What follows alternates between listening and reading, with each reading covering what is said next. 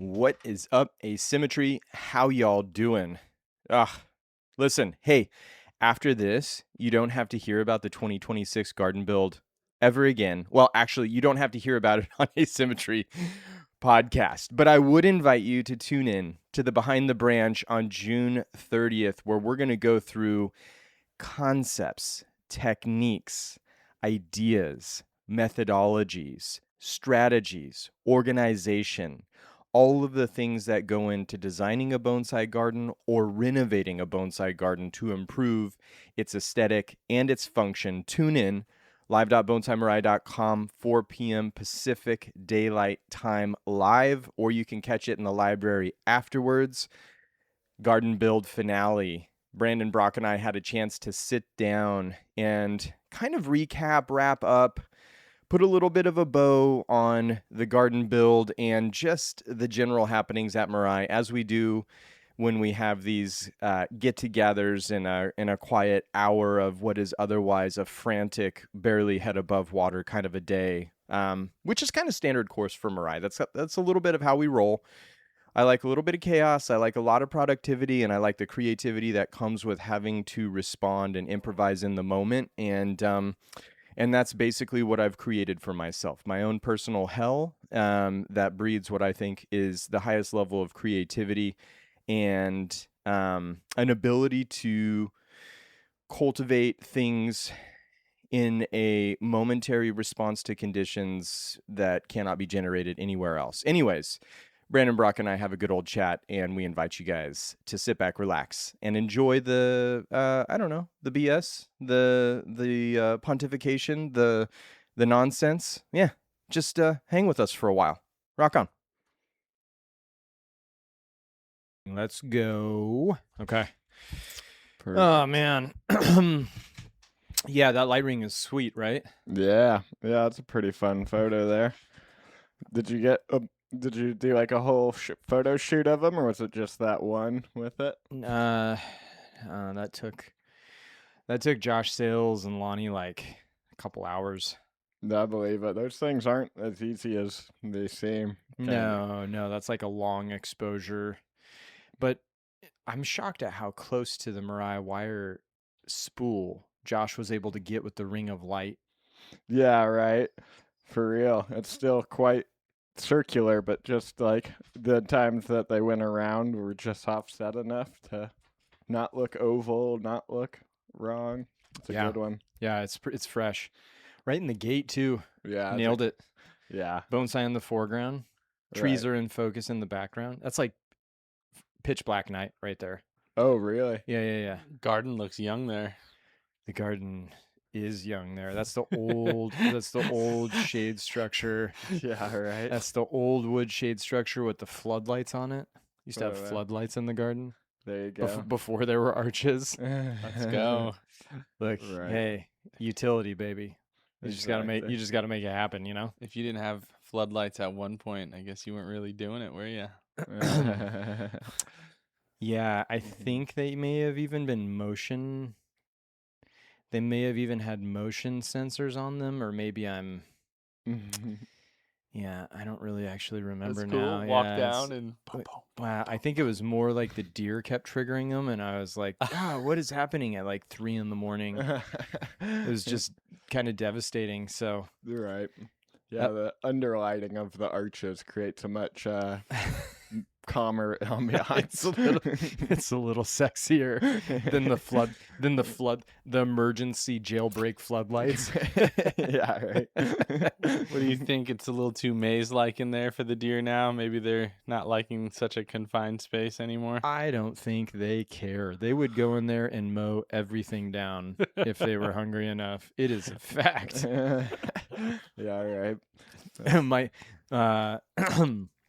Michael Fontaine went home and asked Rodney Clemens about the deer resistance of boxwood, and Rodney Clemens responded and said, "Well, they taste like shit, but if they're hungry enough, they'll eat anything." And that's my general experience. I've had deer back in Colorado eat Rocky Mountain junipers bare. Jesus. Rocky Mountain junipers in a real hard winter. I had the sweetest Rocky Mountain juniper that I collected when I was like way, way too young and inexperienced to collect a tree of this caliber. It was gonna get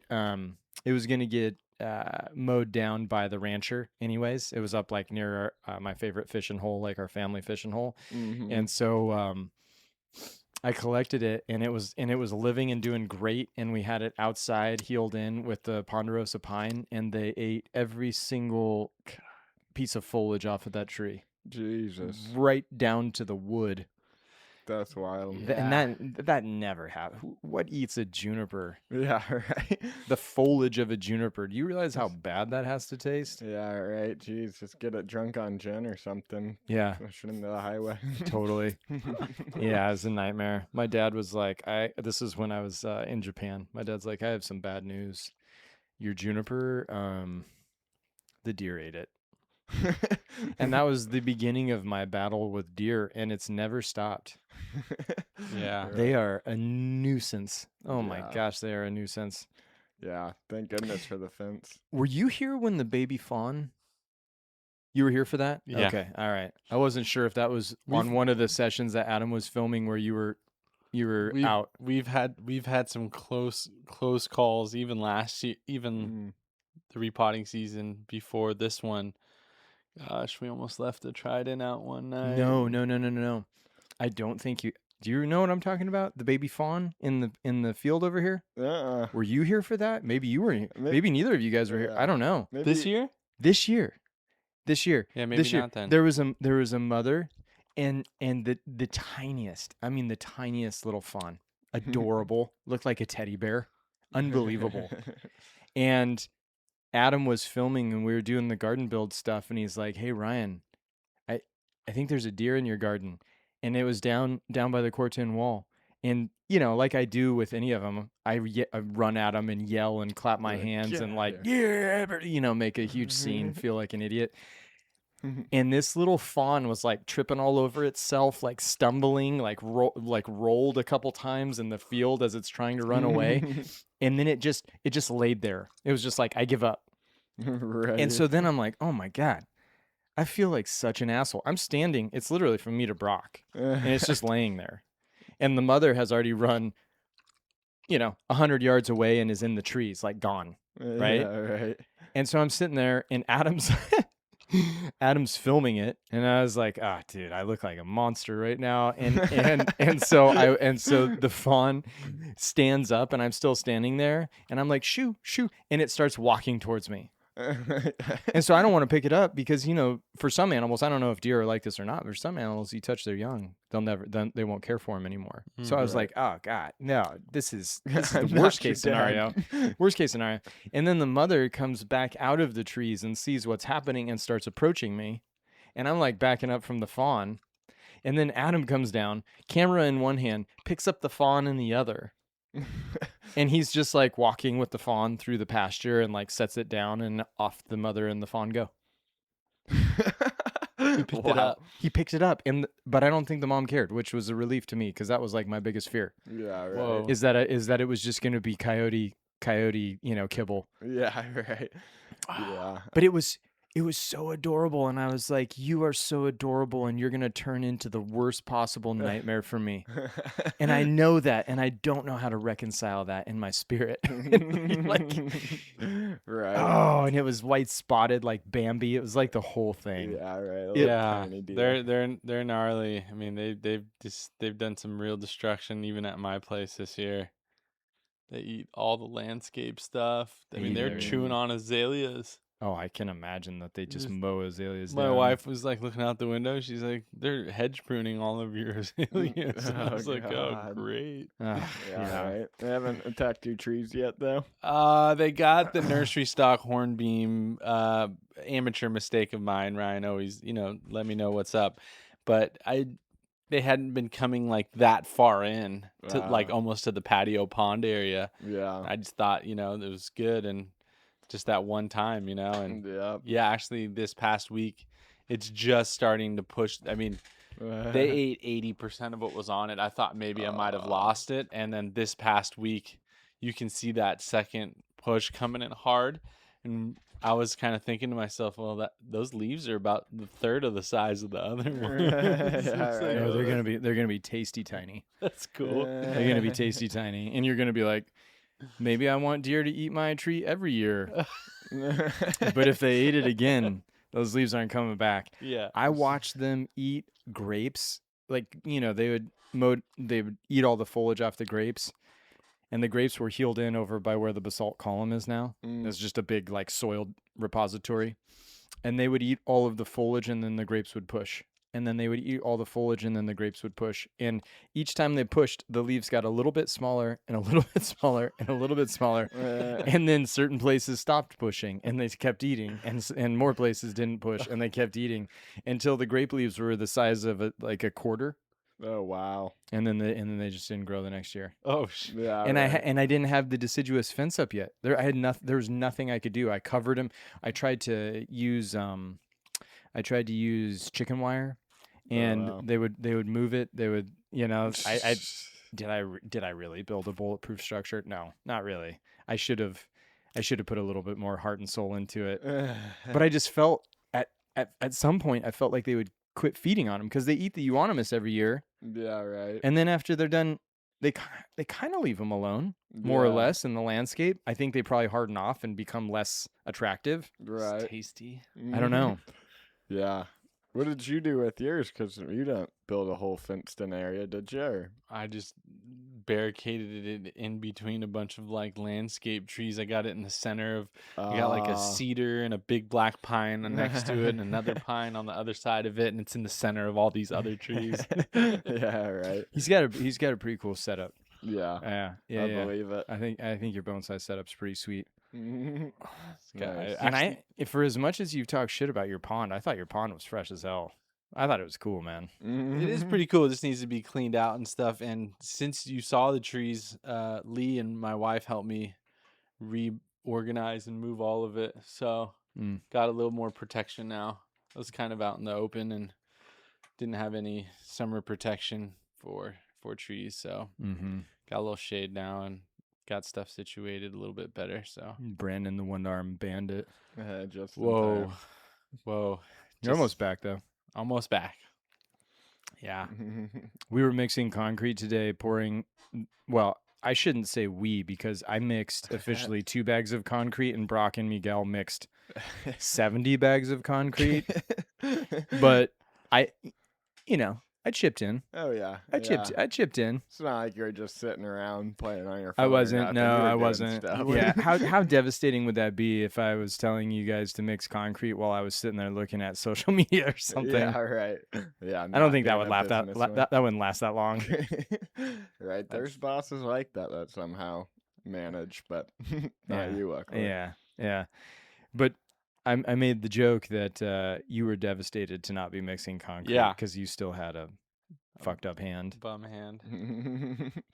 Yeah, actually, Ryan's my first boss that doesn't ask me to jump in and do stuff and just does it before I can even do it, which is pretty intense. And I feel like I'm not doing and going hard enough. Yeah, you better beat me to it. That's exactly the name of the I'm game. trying to go like pick this big tree Hey, up. I'm not 80 years old, dude.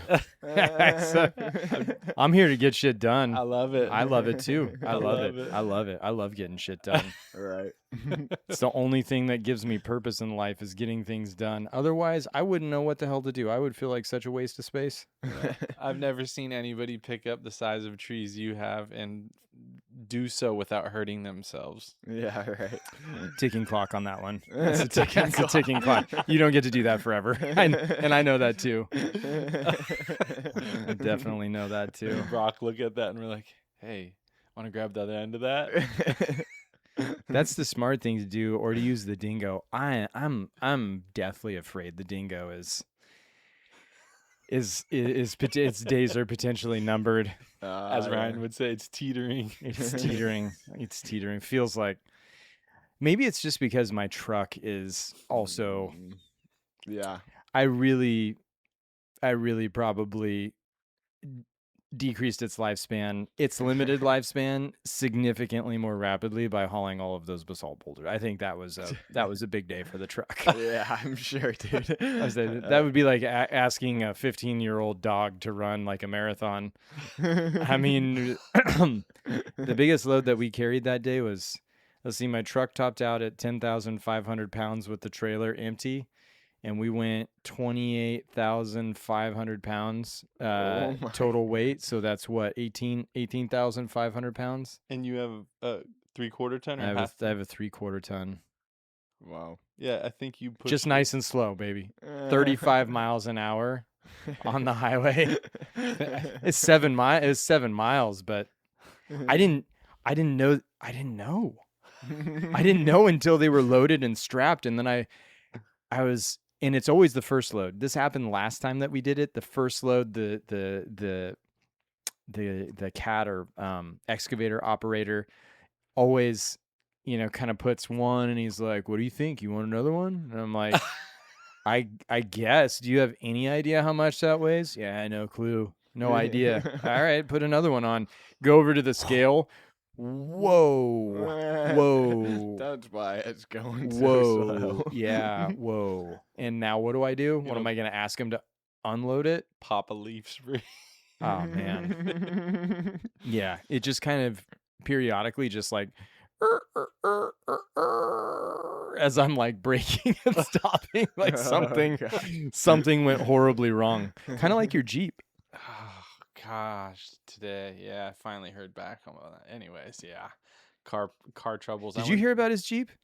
The freaking shock just fell off of it. When does that happen? Oh It my was a sway bar, gosh. I guess. A I thought it was a sway shock. bar? It was a sway bar. Jeez. But It sounds important too. yeah, we went from 3 vehicles to no vehicles in the matter of 3.5 weeks. I don't know how that ever happens, but it happened to us. Yeah, I know how Yes. that happens. I'm about ready to be there. The freaking van is like 2,000 miles overdue, making funky sounds, needs an oil change, tire rotate, general maintenance, like Nissan dealership maintenance thing, whatever, Good luck with those guys. transmission flush. And yeah, I know you had a real raw deal Yeah, there. we've all had some car issues this spring. It's been, yeah. At least Ryan's got his money's worth out of the truck, though. Yeah, truck's got how many miles now? 337,000. And still pulling 18-ton or 1,000-pound loads. Yeah. If I had to say one thing, I'd say that's real value. Oh, that thing has been the fact that at 310,000 miles on it, I put $15,000 into changing all of the fuel injectors in it and a variety of other things just goes to show you that there's a lot of value in knowing how I've been driving that car since it had 60,000 miles on it. Mm-hmm. So that means I know exactly what's happened to it. And before that, my dad had been driving it. I bought it from my dad. That's 270,000 miles you put on it. Yeah. Yep. Wow. Yep. In 16 years. Yeah. Solid. Right. I actually feel like it's family. Yeah, right. Yeah. That's Like when it always dies, I fun. don't know. I might shed a tear. I don't know. Right. I get in it and the seat is perfectly contoured to my butt cheeks. It's awesome. Right. It is. It's so perfect for. There's not another vehicle that I want. If I could drive that for the rest of my life, I would. Nice. Yeah, there's a lot of your Fair. DNA in it, that's for sure. Yeah. Which just so actually, it was so gnarly inside that Gil approached me and he was like, "Hey, I'm starting a detailing business. Would you like your truck detailed?" And I was like, "How much is it going to cost me?" And he's like, "Well, I'm given a family rate of $30." And I was like, "You're going to detail my truck for $30?" And he was like, it is pretty, what did he say? It is pretty, what did the young kids say? Oh, it is pretty musty. $50. $50. I was like, deal. It took him 3.5 hours of soaking things, scrubbing things, using every tool imaginable. Spotless. Nice. Spotless. Oh my God, he totally rocked it. Yeah, that's Spotless. He was so happy about that $50. Oh, I cash money too. Yeah, There's no like check or bank transfer. Not that that would matter, but it was just straight $50 hard cold cash. He was amped. Yeah. Yeah, at 12, it's 12, right? 12, Yeah. 12 years old. Yeah. Yeah, that's got to feel good. Yeah. Yeah, he was psyched. Nice. So that thing's all Oh, it looks spiffy. it looks brand new inside for Wow, real. That's pretty impressive. Good. It good was job. rough. I don't think I had that work ethic when I was 12 to really be Yeah. taking things all the way like that. Yeah, Hey, no. Brock, you know where Gil lives. $50, man. You could get your van looking like that. That's yeah, true. right. That's true. Yeah, see how much dog hair he can get out. That's true. Yeah. That makes sense. Monty's hair is real. Yeah, he loses a lot of it. Every time you pet him, it's just like a cloud. Yeah, it is a cloud. When he runs by and brushes you, it's like Yeah, right. Exactly. Yeah. Heck yeah. I think he's losing his winter coat now that it's getting warmer. warm as in scorching hot. Yeah, 90s. Monty looks like he wants to die down there. He's just yeah. laid out on the floor with his tongue hanging out. Yeah, The he looks entire dead. time, right? Yeah, his eyes are rolled back in his head. Yeah, he doesn't even come to check on where I'm at watering or anything. He's like, I'll see him when he passes by. Yeah. He's like, I gotta conserve. If I create any heat, I will die. Yeah, but he's part husky, so I think that's why he hates the heat. But he also hates being wet. So like the few times I try to hose him down and like cool him off, he's like, "Quit it, stop!" He Yeah. tries to run away. It's like it's for your own good, buddy. Come He back. is super resistant to being washed off when he rolls in whatever God. defecation he finds around here. Yeah, thank God it's been a couple weeks since the last time he went poo-poo chasing, as Brandon says.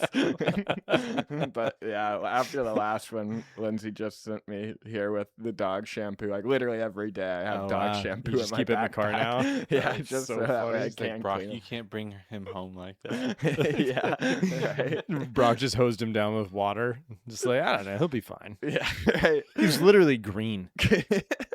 It's just recycled grass. Yeah, true. It's true. Seems yeah, this is deer, poop, which is not bad. My sister fed that to me one time. Oh God, it's pretty rough. You guys siblings didn't do that. My sister told me when I was a kid that it was raisins. I ate it. Whoa! And my parents got Whoa. so upset. I bet. Very upset. I would have been too. Jeez. Yeah. That's pretty intense. You don't know what's gonna happen. No idea. Yeah. You just give them E. coli. Yeah, something. Never any food pranks, luckily. But yeah, that sounds kind of fun. Fun? Yeah, I mean, think about if you were on the delivering end Monty of will that. show you where it's at, man. Monty will take you Monty there. will show you where it's at. He'll go poo. You go poo chasing with Monty. Yeah, we man. definitely had a lot of pranks going on. I remember one time I was at a sleepover, and so at a different house, and when I came home, my mom was like, "No more stupid shit for you guys." And I was like, "Oh God, what happened?" And like we had some family friends where like my parents' best friends had kids our age who happened to be our best friends, and so like they would always get us in trouble because they were the same age as me and my brothers. They would get you guys in trouble? Well, the older ones would get us all in trouble because they definitely were the ringleaders who came up with all the ideas, and the rest was like, "Wow, sounds fun." So they're like, "Oh, let's put the ramp at the end of the driveway and push the smallest one down on a rolly chair You off of the told me ramp." about this. God, this is hardcore. Yeah, and he kept bailing midair, so they duct taped him to the chair and arms and feet. And so he just went flying and smacked his face off the road. And, Holy and got a jeez. huge bloody nose and all that stuff. And so that was pretty upsetting to my parents. And so those were more our kinds of pranks, just like, let's see if we could get the younger guys to do some really stupid shit. And Dude, so- he's lucky he has all his teeth, man. yeah, That is yeah, so gnarly. Yeah, it was it sounded pretty bad. I mean, he's lucky for He has all of his digits and everything for him, multiple stories like that. Wow. But yeah, Wow. that was when I distinctly remember just coming home and being like, "Yeah, you guys are done doing that kind of stuff." I was like, So you weren't there for that. No, I was like, what? I have to stop. I wasn't even part of it. Right. Guilty by association. Relation. Yeah, Guilty by exactly, relation. right? I know you would have been part of it if you were here. So just telling you now. Me and my friends always pulled pranks from the movies we watched. So we'd like try to imitate whatever we saw in a movie, which was sometimes funny and I guess sometimes not so funny. Were you too old to imitate Jackass, or was that right in the wheelhouse? I was right in the wheelhouse, but we were man. doing more of the Adam Sandler, Billy Madison stuff, you know. You light bags of poo on fire on people's doorsteps? We did try that one Yeah, time. we did too. Oh, It nice. just didn't work as good as we saw in the movie, though. No, because there wasn't some ridiculously senile old man stomping on a paper bag on fire. Yeah, It sounded awesome. The bag just goes whoop all at once, and then it's gone, and then it's just poop sitting there. Yeah. It's still funny, you know. Kind of. I always thought, what if it lights the house on fire? And that Yeah. ruined all the fun for me. Yeah, I was I'd the be kid. sketched. I was always the kid that was thinking about what happens after the fun. Yeah, right. What if we get caught? Like we TP'd this massive, like retrofitted hippie bus that was parked near one of my buddies. His dad was like a police officer, maybe even the police chief. I can't quite remember. And him and his little brother were just total anarchists. And we TP'd the shit out of this hippie bus. And at like 3 a.m, we were sleeping out on his trampoline, and I woke up and I was just in a dead panic because the only thing I could think is, what if some of the toilet paper falls over the windshield while they're driving and they can't see and they crash and die? And I got up while they were sleeping and I went and I cleaned it all up down. all of the toilet paper, all of it. I cleaned it all up. It was like I couldn't live with myself. That is the curse that I have been given. Yeah, That it's is it. impressive. Yeah, It's not impressive. It sucks because while everybody was having fun rolling houses and TPing cars, Ryan didn't get to enjoy that. I was riddled with guilt. Yeah. Yeah, I mean, we would do things like that, like I mentioned, and then like we were young and dumb, and then our friends' older brothers, they'd look at us and be like, "You guys are lame. Like you guys don't know how to do any of this stuff. Like what? Like this is not even effective." And that's when I learned that people that were from out in the country just would be able to one up you in almost everything they did because they just had all these little tricks up their sleeve, and they're just they were the MacGyvers of the younger generation because they grew up on land and they just had different tools and different things that they Right. access to things. And yeah, when he told me, when he made fun of us for lighting the dog poop on fire, he's like, "Nah, man," he goes, "You see that trailer over there?" And yeah, he goes, "That is full of cow manure and chicken manure," and because we just got to put about 100 gallons of water in there and let that sit for a day or two, and then we can just go back that up to anybody's place that's made you not so Oh my happy and just God. dump the whole thing. He goes, "That's how you get somebody's attention." And me and my Jeez. friends are looking at each other. We're like, "That's how you go to jail." Yeah, right. Yeah, maybe That I'm is how fine you with go a to jail. single- Yeah, That's so- exactly how you go to jail. So we're like, yeah, we're gonna stay out of that. Yeah, I right. quickly learned that we were pretty amateur. The rednecks in my high school for senior prank brought a bovine, a full-sized cow, and walked it up 3 stories of stairs to the very top floor, which cows will walk upstairs, but they do not walk down the stairs. Oh no. So they took this giant, and I'm not talking like a calf. I'm talking like A bull. a cow, not a bull. It was a Yeah. female. Okay. But they Wow. walked a full-size female cow all the way up the stairs and left it up there. Oh my God. She was stuck. She was there. She was there. She was they had, doing her they had to thing. cancel school because there's a cow on the top floor of the main building of our school, and nobody knows how to get it down. I don't know how they got it down. We weren't there. Yeah, right. Oh. Oh my God, Yeah, Jesus. see, That's a see, when good you're one. dealing with cows and stuff, that's kind of what I was talking about. That's that redneckish country vibe, But it's so hardcore. It's just a level too far. It's like, hey, that's fun if you want to put cow poop up there, but you put a fucking living cow on the third floor of the school. Yep. I always wondered how they got into the school. Every year for senior prank, they broke into the school somehow. Yeah, right. It's like, man, that seems pretty easy. How? Yeah. It's like, jeez. Anyways, well, Bonsai. the whole purpose, the whole purpose of this is to celebrate the not quite finished but relatively finished garden build. Yeah, right. Home stretch. And I do wish that we were all cheersing and like drinking an ice cold beer after this 90 whatever degree day that we've just made it through. But I just feel like, thank God we survived, Yeah, right. because we came within millimeters of going right through the propane line, which could have changed the face of Mirai forever, being that there's like a 2,000 gallon propane tank connected to it. Yeah. We narrowly skirted the electrical system in the garden. Had no idea until Brock told me today that we had cracked the conduit for the electrical main. Just barely. I can't believe that we were fortunate enough to get through what we got through.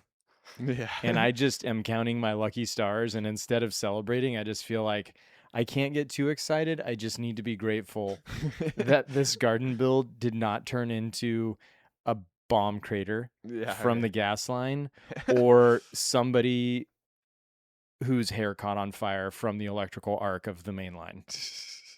Yeah, for real. That's how I feel. Those were a couple close calls for sure, but Yeah. yeah, Sketchy as hell. serendipity rules the roost out here, I suppose. I swear, and everybody's going to be asking or saying the same thing. Weren't you smart enough to have a locate done? Well, here in the great state of Oregon, they will not locate anything that the public utility company did not install. Huh. So what that means is anything that you've installed past the meter or the transformer, they will not It's on locate. you. It's on you. And I have rented every location device from three different equipment rental places. I have never been able to get one of them to work, even with locate lines in the ground for the utilities. Never been able to locate them.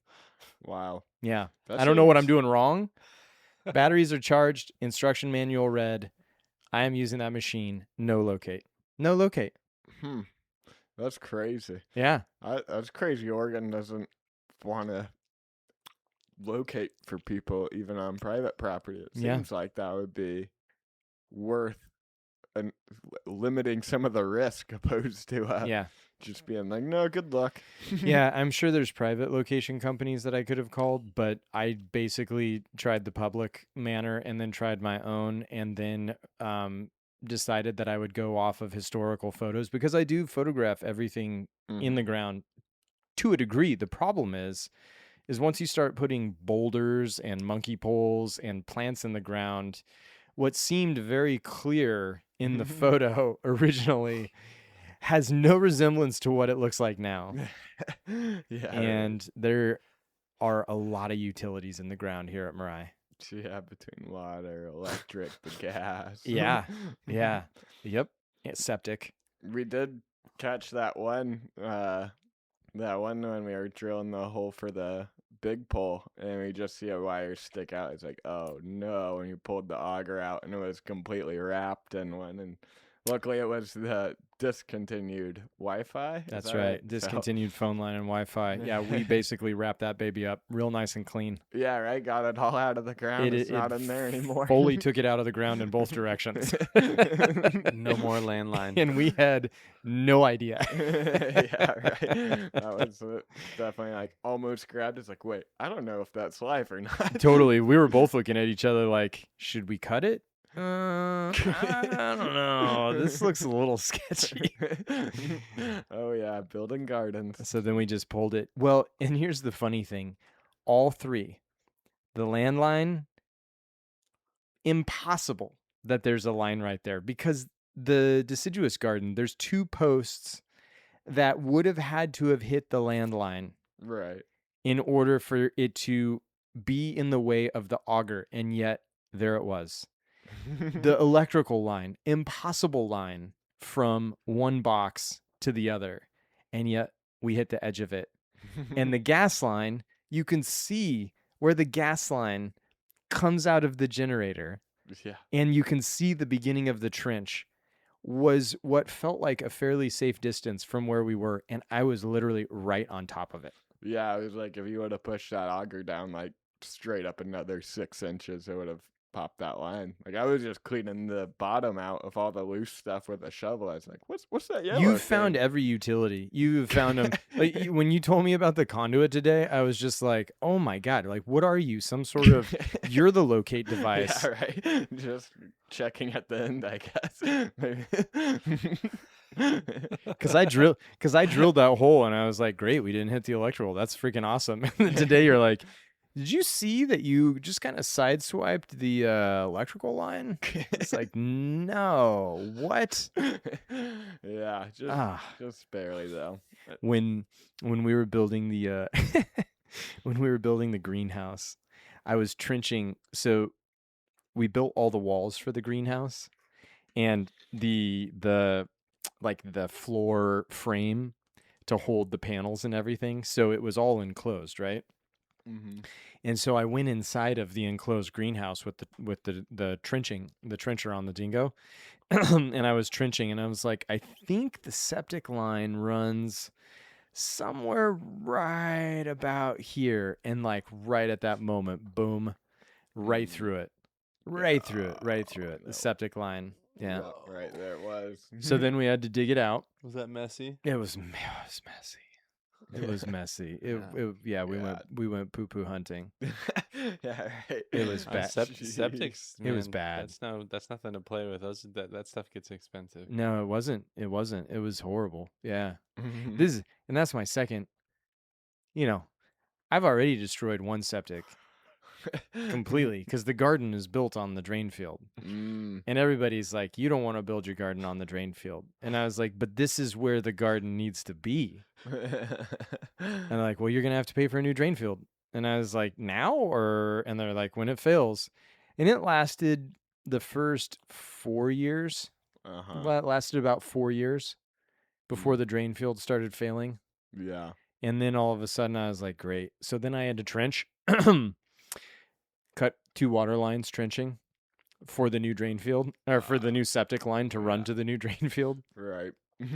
And just when I was moving all of like the pallets and stuff over in the empty field here, it had rained, and I was like driving, and then the machine just suddenly just sunk like 2.5 feet in the ground. Ooh. I was like, oh no, that's my drain field. Oh, So I just like slowly pushed myself out. I didn't spin out, didn't like go any deep, just slowly pushed myself out. And I was like, hopefully that's the edge of the drain field, because I don't want to build a third drain field at Mirai. I Yeah. can't. It's in like a green pasture. There's no reason for me to have that machine over there except for just doing dumb shit. Yeah, because when you have a drain field or a septic, you're not supposed to have much weight bearing on them. You're not right? supposed to have hardly any. Yeah. Yeah. You can walk on it. That's about That's it. about it. Yeah. So 30,000 pound machine. That was a bad move. It was a bad move. Yeah. Fair. Yeah. Hey. There's a reason I know so much, because I do all of the wrong things and then have to fix it. Yeah, right. But like when it's your own place, it's kind of like, well, yeah, all right. Yeah. It was mine to fuck up, and I fucked it up. Look, now I get to fix it. Right, exactly. Just Yeah. learning lessons. Yeah, whoever someday takes over this place, if they have no knowledge of the utilities in the ground, they are toast. Oh, Toast. gosh. Toast. Yeah. There's no digging Yeah. anywhere ever. Yeah. Might be worth trying to make a map or something. someday. Yeah, maybe with all the the like aerial drone footage, Yeah, just right. draw all the utility lines, master key. There you go. It actually it All is your very spare time. for as like as random as it sounds, it's very well organized in the ground. You're right. It's all very well thought out and very well organized. Mm-hmm. The problem is when I want to build something close to the line. It's like, Yeah. well, now we get to roll the dice again. Yeah, right. Only one person knows exactly how it's all laid out and where it is, though. That's true. Exactly, 'cause we had those conversations with both the gas and the electric, and we're like, okay, I guess we need to scoot over a little bit because it Mhm. should be right around here. So it wasn't like an act, like obviously we weren't trying to hit it, but we were aware that they were in proximity. we scooted right out of the line of the electrical. Yeah, literally. That would have yeah. gone straight through it. Yeah, we literally did end up scooting that pole. Yeah, Like right before digging it. Y- We're like, yep. Actually, that can't go in this cannot. spray paint Yeah, spot. We gotta scoot it here. gotta scoot it. The gas line, I moved away from where I thought it was to put it right over it. Yeah, right. That was surprising. That one caught me off guard. Right. When you guys said you found it, I was like, that just scares the shit out of me, period. Like a gas line, anything that's combustible, I'm not super excited about that. Yeah. Yeah, I know. The first time I hit it with the shovel, like, what is that? And scooted by, and I was like, oh, wait, I know what that is. I'm going to just take the shovel out of the sit. Totally. Grab Totally. the rest out by hand. Yeah. How about those boulders? What about them? Man. Just a few 100,000 pounds of them, no Yeah, big deal. yeah, right. that You I gotta find that I out- pulled with my 337,000 mile truck. All right. Yeah, I mean, how many did we set? Like over 20? 20, yeah. Oh Right yeah. around there. Yeah, 20, yeah. 25, something. Yeah. And we set a ton of big trees. Yeah, that was fun. Yeah. That was Mhm. yeah. Yeah, if Fun, anybody- fun. Yeah, it was exciting. How's that? Exciting, yeah, it makes more A sense. lot of digging, a lot of Yeah. shovel time. Yeah, we dug some big holes. 4 weeks, basically 4 weeks of trying to figure out how to get the machines in so that we didn't have as much shovel time, and then realizing it's too much trouble to get the machines in, so we'll just use the shovels. Anyways, lots of wheelbarrows, lots of Yeah. tarps full of dirt. Oh yeah. Yeah, Shout out to Michael Fontaine helping to dig that that was hole unbelievable. on there for the water basin in the rain too. Just dumping rain, and he's like, "Yeah, I'll help. Give me a shovel." The last day of the garden build was by far the gnarliest. It Yeah, was right. by far the worst. Wet, Pissing rain soggy, all day. pretty cold too. I was Yeah. soaked so thoroughly through and through. Yeah. I was completely saturated. I even woke up that morning knowing it's gonna rain. What was it, like 0.6 of an inch or something like that? Yeah. Which is that's enough to thoroughly saturate a bonsai container. That means you're gonna be soaking wet. Yeah, right. 0.6 of an inch over the course of a day. You're gonna be wet the whole day. You're gonna be cold because it was in the 50s or something. Yeah, Mhm. right. And it was, here's the biggest issue, so muddy.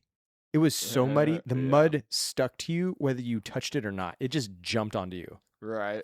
But it was also somehow extremely slick.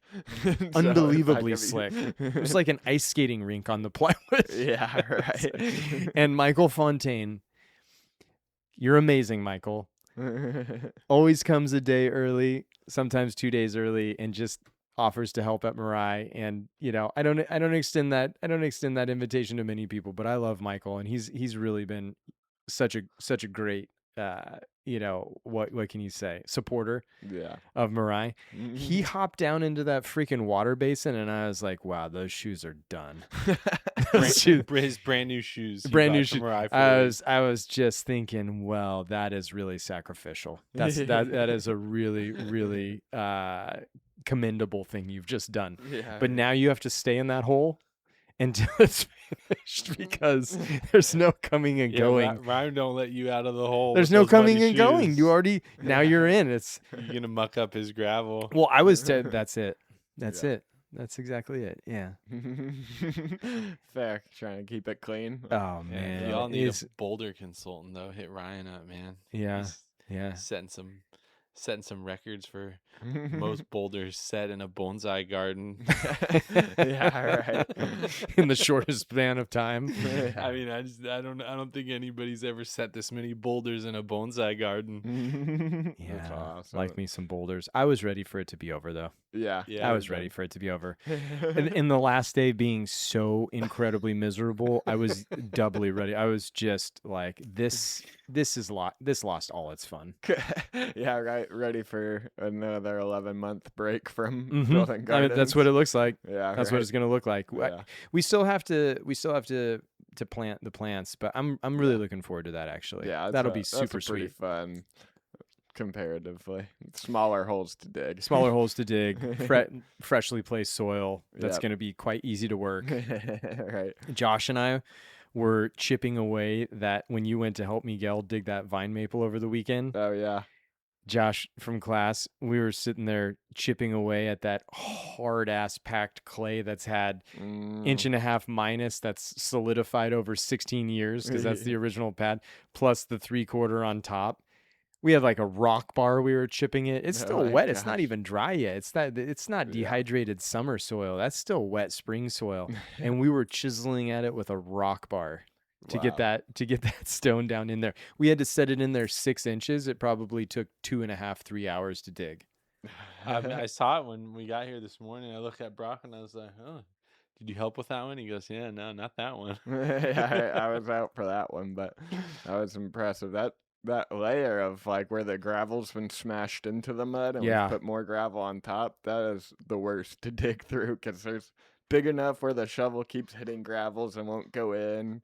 Because like the clay, once you get into that, it's like soft enough where Yeah. and fine enough where the shovel, if you stomp on it hard enough, it'll go through it. But Yeah. when there's the gravel in there, it's just Oh, like it's nope. maddening. It's maddening. It destroys your hands. Yeah. Tears up your shoes, your boots, everything. Yep.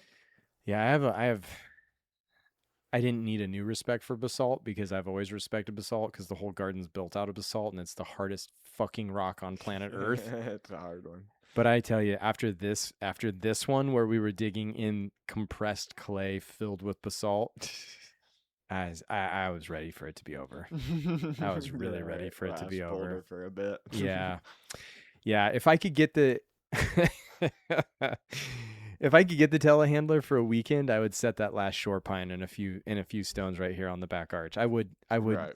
fall on that grenade. Yeah. Fair, just yeah. to have it out of the way of having to water it Yeah, right. That one's tricky, especially to watch. cuz it's slanted. Yeah. It's the worst. It's the worst of all of them. And it's the Yeah. only one left now. Right. Like we almost need to get a drill and drill some major holes in that. We're going to have to do something. Yeah, yesterday I left the hose on like a slight trickle after watering it, then came up here and started watering, and then went back down. And even that slight trickle that it was barely having was overfilling the container because it's so dense and Yeah, we got to get that out of there. That actually would be worth doing before the ground gets too hard. Yeah, the problem is all the machines that I had for a month, everybody else that wanted them is like, what assholes taking all these machines for a month? I basically rented every machine the place had. and now there's like a backlog of people that have been waiting for it for a really long time, so I don't get it back for several months. So it may just be what it is, but yeah, it was worth it though. It's pretty it's pretty cool. It's Yeah. pretty cool. Yeah. It really took the arches and the garden space and turned it into something. I never imagined that. Right. I only started dreaming about it after deciding that I didn't want the mobile benching system to be something that I changed every year. Yeah, but I think we got really good tree density with good design. Yeah. And really interesting spaces to walk through. Yeah, it's really dynamic. It's very dynamic compared to anything that has been here ever, right? The original benches, the original shade structure, moving to the arches, and then the mobile benches, and now the mobile benches still having mobility for if we really needed to move them, they could move without yanking concrete out and having to report, right? Because they're still mobile, but they're kind of they have their place now that they're going to exist, and that's really something. Yeah, it's cool too because it's like there's I don't know if this is like necessarily an intentional theme that's been going on, but it's kind of like each space you see something really interesting that makes you like, oh, let's go over there and see what that is. And then as you get there, you realize there's like so much more to that moment. Like Mhm. as you're walking up from where you typically park, you can kind of see the Corten Bay and like one boulder with a tree on it. And you're like, oh, Right. what's over in there? Like Right. that area we just finished is on the kind of like the far side of the arches compared to where people normally enter the garden, and it's like you can see some boulders in the water basin over there, and it's like, oh, what's over there? And as you start walking around in between the benches, you see more boulders and Right. little pockets of different things, and I it's love like, it. Now the Kusamono are pulled into the garden. yeah, That's been a long time in the making. right. That's been a really long time in the making because you can't justify bonsai bench space for Kusamono. I'm sorry. Not that I don't value the understory or Kusamono. I totally do. Yeah, This is a bonsai garden with Kusamono as an accent. yeah. I can't not house a $30,000 or $50,000 tree for a Kusamono. Can't do it. Right. So they've always just been kind of the redheaded stepchild, but now we basically built Mm-hmm. a ton of Kusamono display spaces Mm-hmm. within the benches that hold the big trees. It's like a vision that's really been rolling around in my head for a long time. And the cool thing is that you can put small trees in those spaces, or you can put Kusamono in those spaces, Mhm. or you can just put interesting found objects in those spaces, because Yeah. I don't really know where they all come from, but over the course of time, whether it's interesting stones that we've found or people have given us, or interesting pieces of wood that we've found or people have given us, or Mhm. interesting pieces of steel and sculpture that we've found or people have given us, there's just a lot of interesting things Yeah. that are really beautiful natural elements and have a curiosity of the natural world that complement what we're doing so well and are really fascinating. Right. In the DNA is shared, but I haven't had a place to put it all. Right. Yeah. And so now there's kind of a place to put all that stuff. Mhm. And I'm not a hoarder or anything, but I gotta be honest, I am happy to accumulate kick-ass natural elements. Any I'm eventual, happy right? to. I am happy to. I'm Yeah. happy to. That doesn't feel like materialism or anything else. It's like Yeah. when a stone holds a memory or shows an element or has Mhm. an aspect of interest. I'm all in. I'm all in. Right. It's so innocent, Mhm. you know? So think- it's like when you you go ahead, I Brandon. don't know. I was gonna say, I think the only type of hoarder you would be like a rock hoarder. Right. But no big deal. No big deal. The problem is my rocks weigh 12,000, 14,000 pounds. Yeah, so It's not like I just picked it up and stuck it in my pocket.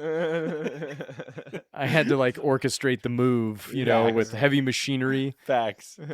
Some of those things, when the dude was loading him with the excavator at the stone yard, the excavator could barely pick him up. Like, oh, that's a heavy one. Good luck. Yeah, that's exactly what he said. Wow, that's a really big one. You think that truck can pull that? I don't know.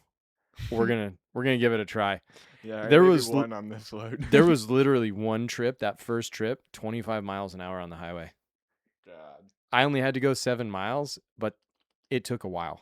I told my dad about all the boulders he likes setting, and he's really into boulders and rocks too. And he's like, son, people like that. He goes, they just set these stones, and he goes, most of the time, he goes, they're there for forever, because nobody else is willing to move them or change that. Totally. So he's like, you if you want to talk about like leaving like your mark on Earth, he goes, boulder setting is like a way to leave a mark here. And I was like thinking about that, and I was like, I wonder if Ryan's thought about that. We talked about it. Yeah. Some point in the future, after an apocalyptic comet strike or the Earth heating up and Somebody's we gonna all stumble. melt to death. Somebody's gonna find this place, and they're gonna find all of this geology that's from all over, and they're gonna think about this. 3,000 years from now, when hunter-gatherers turn into sedentary farming civilizations and start to technologically expand and develop LiDAR or whatever other thing they can think to like read in, because this, let's be really clear, this forest is going to overgrow this garden in a matter of a decade if it's not managed. Right. I don't pretend that the forest isn't going to win here. It's going to win if we all disappeared. But there's going to be some sick ass geology in the ground that they're going to find, and they're going to be like, how did they move these stones Yeah. 3,000 miles? You know, like what equipment they. It's like we think the Egyptians just had a ton of people and some ropes and some logs. Yeah. Hey, maybe they did. Maybe they did. I'm telling you, moving a 12,000-pound stone, you're fucking kidding yourself if you think that's how they moved the fucking blocks for the pyramid. That's my feeling. That's my impression. I'm not an archaeologist. I haven't found all of that stuff. I haven't radiocarbon dated it. It's not my area of expertise. I understand that people power in mass is significant. I'm sorry. Especially with the precision that they were The precision is too tight. It's too good. Whether you're talking about the pyramids or whether you're talking about Machu Picchu at elevation, or you're talking about Göbekli Tepe and some of those places, I'm sorry. No, I don't buy it. I don't. Well, I mean, the Machu Picchu one's the craziest to me because it's like, was all that stone at that elevation? And it's like, maybe some of it. God, and the way that they like puzzle piece them together. Come on. Paper, the width of a paper can't fit into it. It has that tight of a tolerance, and you're doing that with some archaic chisel? No, it's not the. I'm sorry. Yeah, hollowing out the inside of rock hard stone into bowls through a pee hole, like no. No, I'm sorry. That's not the way that works. no. I don't care what you're strategizing. We're just too arrogant to assume that they could have had technologies well beyond what we can fathom. Yeah. That's my feeling at this point. Right. People may never know that there are bonsai here, but they sure are going to know that there are some boulders. And they're going to find the concrete footings from the arches and be like, these are within a 16th of an inch across a 60-foot span. How did they get that kind of accuracy? Not a string line, bro. I'm sorry. That's not the way that worked. I think Ryan thought about this. He definitely planned on leaving his mark here with boulders. I wasn't trying to do that. You know what I'm trying to do? I'm trying to create environments that inspire the form of trees. Yes. That's really, and I have to be totally honest. The temperate rainforest kind of ruins my flow. It kind of ruins my flow. It's not exactly the companion complement to the stark stone gallery space of Great Basin National Park and the Magic Grove or the White Mountains or anything except for maybe the coastal redwoods, and even then it's a little ornate for the coastal redwoods. So it's kind of like, at times I've really thought it's cool that you're bringing all of these rocks into this place where they don't belong and organizing them kind of like you see them teetering on the brink of balance at Yosemite and some of these other places. But the problem is there's kind of a carnival of plant material around that doesn't really merge with what you're doing. But then I did kind of decide, but it's not about duplicating it. It's about elements of it that inspire, remind, or kind of abstract the concept. Right. And as I walk through the new garden build because I think there are probably 20 plus pieces of granite just inside of the first bay of the arch. Right. Like when I walk through there, I'm like, yeah, this is awesome. Right. This is freaking sweet. Cool. We're walking on stone under our feet. We're stepping on stone. We're putting trees on stone. We're putting grass on stone. Like we're watering. Like it is a rocky world. And that is what I wanted. Yeah, it looks sweet. Yeah. And that's awesome. It's cool. I midway through, like I kind of got what the vision you had in mind as you like explain it and where we are going, but it really wasn't until we got those pines planted and then started doing the rock work underneath the arches where I was like, oh, this is really turning into something super special. Yeah, it took a long time to get there, though. It Mhm. really did. It took a long time to turn that corner. Do you Yeah. remember the first two stones we set where we were going to Mhm. put the cube on top of them? Yeah. They just looked so obnoxiously out of place. I could Yeah, see they- you and Miguel were like, not sure. We're not quite tracking the vision here. Yeah. Basically, you just put a bunch of boulders right in the middle of where we walk and work. So Yeah, it did take me a second. I was like, okay, yeah, Yeah, right. you want that level? Okay. Yeah, I'm like, does Let's it look try. level? How does that look, Brock? You're like, yeah, no, they look pretty. They look pretty level. That's good. And I'm like wanting some sort of artistic affirmation that it looks awesome, but I recognized very quickly I can't be asking for that. They don't know what the fuck I'm thinking and trying to do here. I just got to keep going. Yeah, if I knew those were the first couple stones for where we were going, I'm sure I would have made a lot more sense in my brain. But it's like, Well, this is Ryan looking drew pretty all this cool. out too. I do have drawings. I didn't show anybody. I'm gonna show them on the behind the branch though, on the Alright, garden cool. design, because I've told you guys this. I've designed the first bay and I've designed the last bay, but I haven't designed the middle of the arches.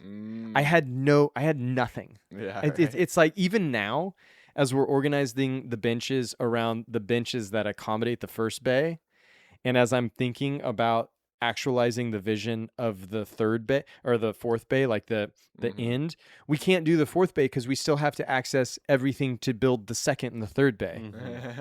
Yep.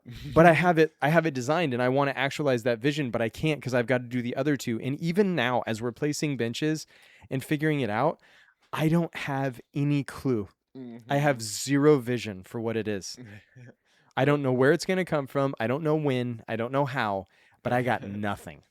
Well, I guess it's kind of good that we got the machines taken away and allows us to kind of marinate where we're at and storm up some ideas that you like for the next year or something. Yeah. There's something to be said about how you've built this place over 16 years and you've slowly pieced it together and like taken all of the lessons and mistakes and everything and have made it this, because I've been around a decent amount of like big projects that my dad has built and other people have built, and you know, typically they sit down with a group of people and there's architects and they like plan everything out all at once, and 9 times out of 10, if you stay there long enough and you use the space, you quickly realize how inefficient this is, how inefficient that is, how dumb this was, how you wish you would have done this, how you wish you would have done that. You should have spent a little bit more money doing this so you could have got this. And the list, it just goes on and on and on and on and on, and it doesn't stop. But when you do it slowly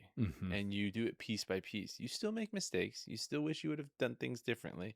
But it kind of, the way it comes together seems kind of organic, and it must, I have no idea how it feels. It's not my place, it's yours. You've been here and done the distance, so you can tell us, but it must feel really good to like sit here and like see it kind of piece by piece like actualize and come together. Yeah. It's felt some days I'm very impressed. This sounds just hyper narcissistic, so just bear with me for a moment. Okay. Good. Some days I'm very impressed with the vision that I had in the beginning, because I I bought this property. I was looking at this property and then went back to Japan to finish my apprenticeship, thinking about this property every day, like losing sleep that it was going to get sold, or that something was going to happen and I wasn't going to be able to build my garden here, because I had like locked on like this is what I wanted, but I had to go back and finish my apprenticeship, so I couldn't be like, oh, I'm going to buy that and I'm still in Japan and I have no money earning potential. It just wasn't realistic. So for the last 3 months, I just thought about this place constantly with this fear that it was going to get kind of pulled out from underneath me. And I like, I know enough to know if it doesn't work out, it's probably for the better, right? The universe kind of has, if for nothing else, I do put a lot of faith in the fact that things kind of work out for the better and work out for a reason and happen for a reason and all that stuff. Call me naive, but I like to make sense of the world in that good faith manner. But when I got back from Japan, like I touched down April, I think I touched down like April 8th or 9th in Chicago, picked up the trees that a buddy was holding for me in Chicago, drove to Andy Smith's place in Deadwood, South Dakota, picked up a tree or two from him, and drove all of that stuff here. Mm-hmm. And then I closed on this place within the first week that I was here. And and after I closed on it, I drove down to LA to see Ben Oki, who helped me, who gave me sort of the nod to Mr. Kimura and vouched for me. So I owed him that for sure. Bare minimum. I just needed to go say thank you and tell him I had accomplished what we had set out to accomplish. And then I came back. I had the Naka in tow when I came back, the California juniper from that trip, which was awesome. Bruce Hisayasu gifted me that tree and said John would want you to have it. So I had that and like had a handful of trees that I picked up at Anthony Galante's place, another buddy in the Central Valley who had more of my trees, including the John and Francis Platt Hollywood raft, right? Which was a giant tree when I picked that up. And then when I touched down, I dropped those trees off up top. I had an excavator and a dirt mover here already. I literally painted the lines for the garden the day that I touched down, having walked it maybe twice, maybe 3 times. Wow. And that's the main footprint of the garden. Just like that. Wow. It just manifested. It's almost spooky to me how it's worked out. Right. You know, because I was just like walking the ground and there were natural contours. The center island where the staircase is that we're going to take out and rebuild in stone.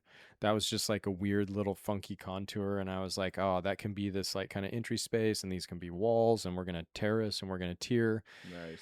And, you know, where the greenhouse existed, which is now the deciduous garden and all that stuff, where we're going to cut, where we're going to pull, where we're going to terrace up there. Here's the house. Like I was reconceptualizing the deck for the house. All of that happened day one. And then it was just like, go.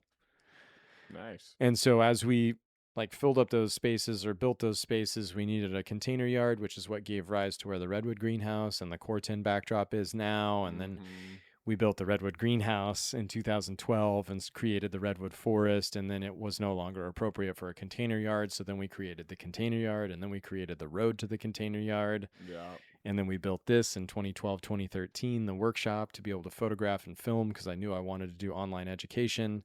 Wow. And then we outgrew the original greenhouse and we added the greenhouse and it just like, we just kept moving down the hill. But the original bones where the house was and the garden around the house and how it all integrated, that was literally just a momentary manifestation. Nice. Yeah. And I'm so freaking lucky that it worked. Yeah, Lucky / I'd spent so much time in Japan thinking about what am I going to do with what I'm getting from this? You know, like what am I going to do with this knowledge? How am I going to be a bonsai professional? How the hell is all of this going to work? I spent so much time thinking about that when I was turned loose, there was a lot of pent up ambition, but there was also a lot of, because I had to sit and just think about it all the time, there was like a very firm game plan. Right. And once I had a clean canvas, it was just go time. Right. It was go time. Yeah. Nice. And from that point on, just each moment, there's been some bummers. There's been some bummers. There's been some mistakes, but I would say all in all, it's been pretty fruitful. It's taken a lot of heavy infrastructure to make it all work though. Right. Stacking the stone walls, building the Corten walls. Right. Like building greenhouses, and the repotting space, and the soil shed, yeah, and it just keeps on and on and on. I mean, yeah. I feel like when people build places like this and they do it over time, like I was kind of talking about, it has a little bit more of a special, good kind of vibe that you don't really get, unfortunately, if you just have, all the money to do it at once and, you put it together. I mean, I'd like to think that that's possible. And maybe in somewhere in the world, people have achieved that. I mean, but that's got to be some godly amount of money, and it just doesn't seem like that organic. It almost seems too perfect. Yeah. I think you're right. I think you're right, because you're hiring experts who have unlimited creativity and a ton of experience. Like if you're gonna hire Olson Kundig to design you a house, or Bolin Shawinski Jackson, or Skylab, or Lever, or Allied Works, or any of these architects, Kengo Kuma, Tadao Ando, any of these internationals, like if you're gonna hire them to build you a house, they're gonna make you a badass house. It's gonna be insane, right?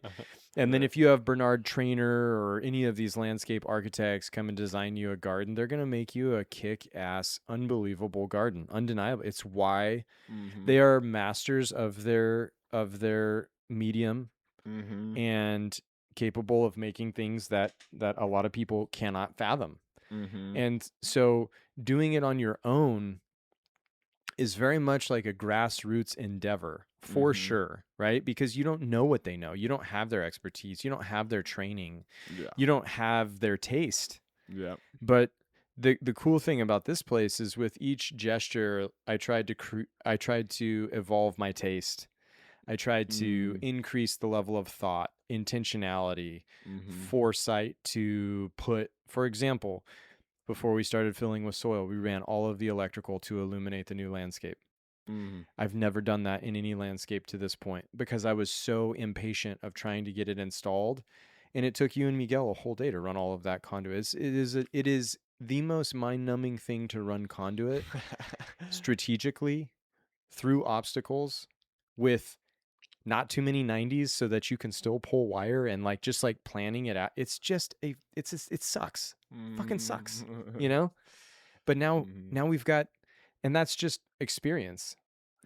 Yeah, that's just experience. Just like all the utilities in the ground and stuff like that. It's like all of those things are just learning how to do that by breaking so many things before, or putting them in the wrong places, or screwing them up, or Right. and I think that's where the soul comes from that you're talking about. Yeah. Yeah. And I think also just like seeing all the things in your garden, they're like things you've selected, things people have given you, like you said, things that you've, acquired over that amount of time, instead of like having somebody select them or be a selector for them and then have them all come at once. Like you've been able to like move them and adjust them and home them, and like I'm starting to see all these trees that are landscape trees that you're like, oh, that tree used to be over here, and that tree used to be over there, and I'm like, oh, that's a landscape tree, and you move that. It's like, oh, okay, well, not a lot of people do that, but it's like you're doing it and you've done it, and then it's kind of made the place, have this vibe, because as it's grown, you're like, well, that tree can no longer be here. But while it was there, it did serve a purpose, and it was amazing. But as you've grown and then the garden's grown, it's like, okay, now it needs to kind of just be reevaluated and repositioned. Yeah. It's pretty cool. Yeah, I appreciate that. Yeah.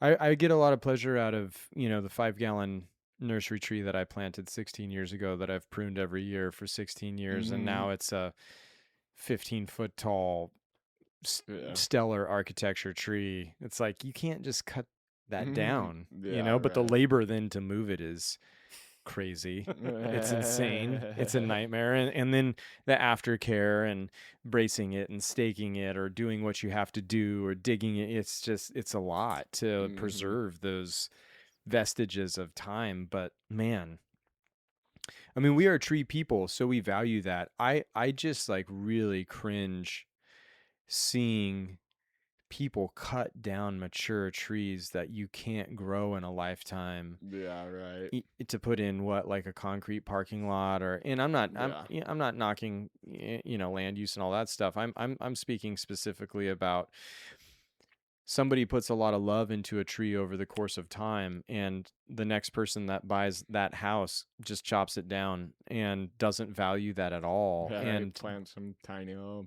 5-gallon thing, and they're like, oh yeah, nice. Yeah, this is great. I wanted a flower bed, and it's like, wow, that was an 85-year-old cherry tree that's been painstakingly pruned for 8 decades. That's fucking crazy that you just chopped that down. It's funny you said that. I had a quick story to share. When I was in Eugene for a few years, a few blocks down, there's this gentleman. They bought this old homestead in Eugene, and there's these garden junipers, and they had been there for over 80, 90, maybe 100 years. Wow. The craziest deadwood on a garden juniper in a landscape in the ground, very unmaintained, obviously, but just like, whoa. He rips them out one day to the next and puts these little 4 or 5 year old little nursery stock boxwoods Oh, and rows them all up. no. And I'm walking the dog one day, and I look at my wife, and I'm like, did you notice he pulled all that out? She goes, yeah, it looks kind of weird.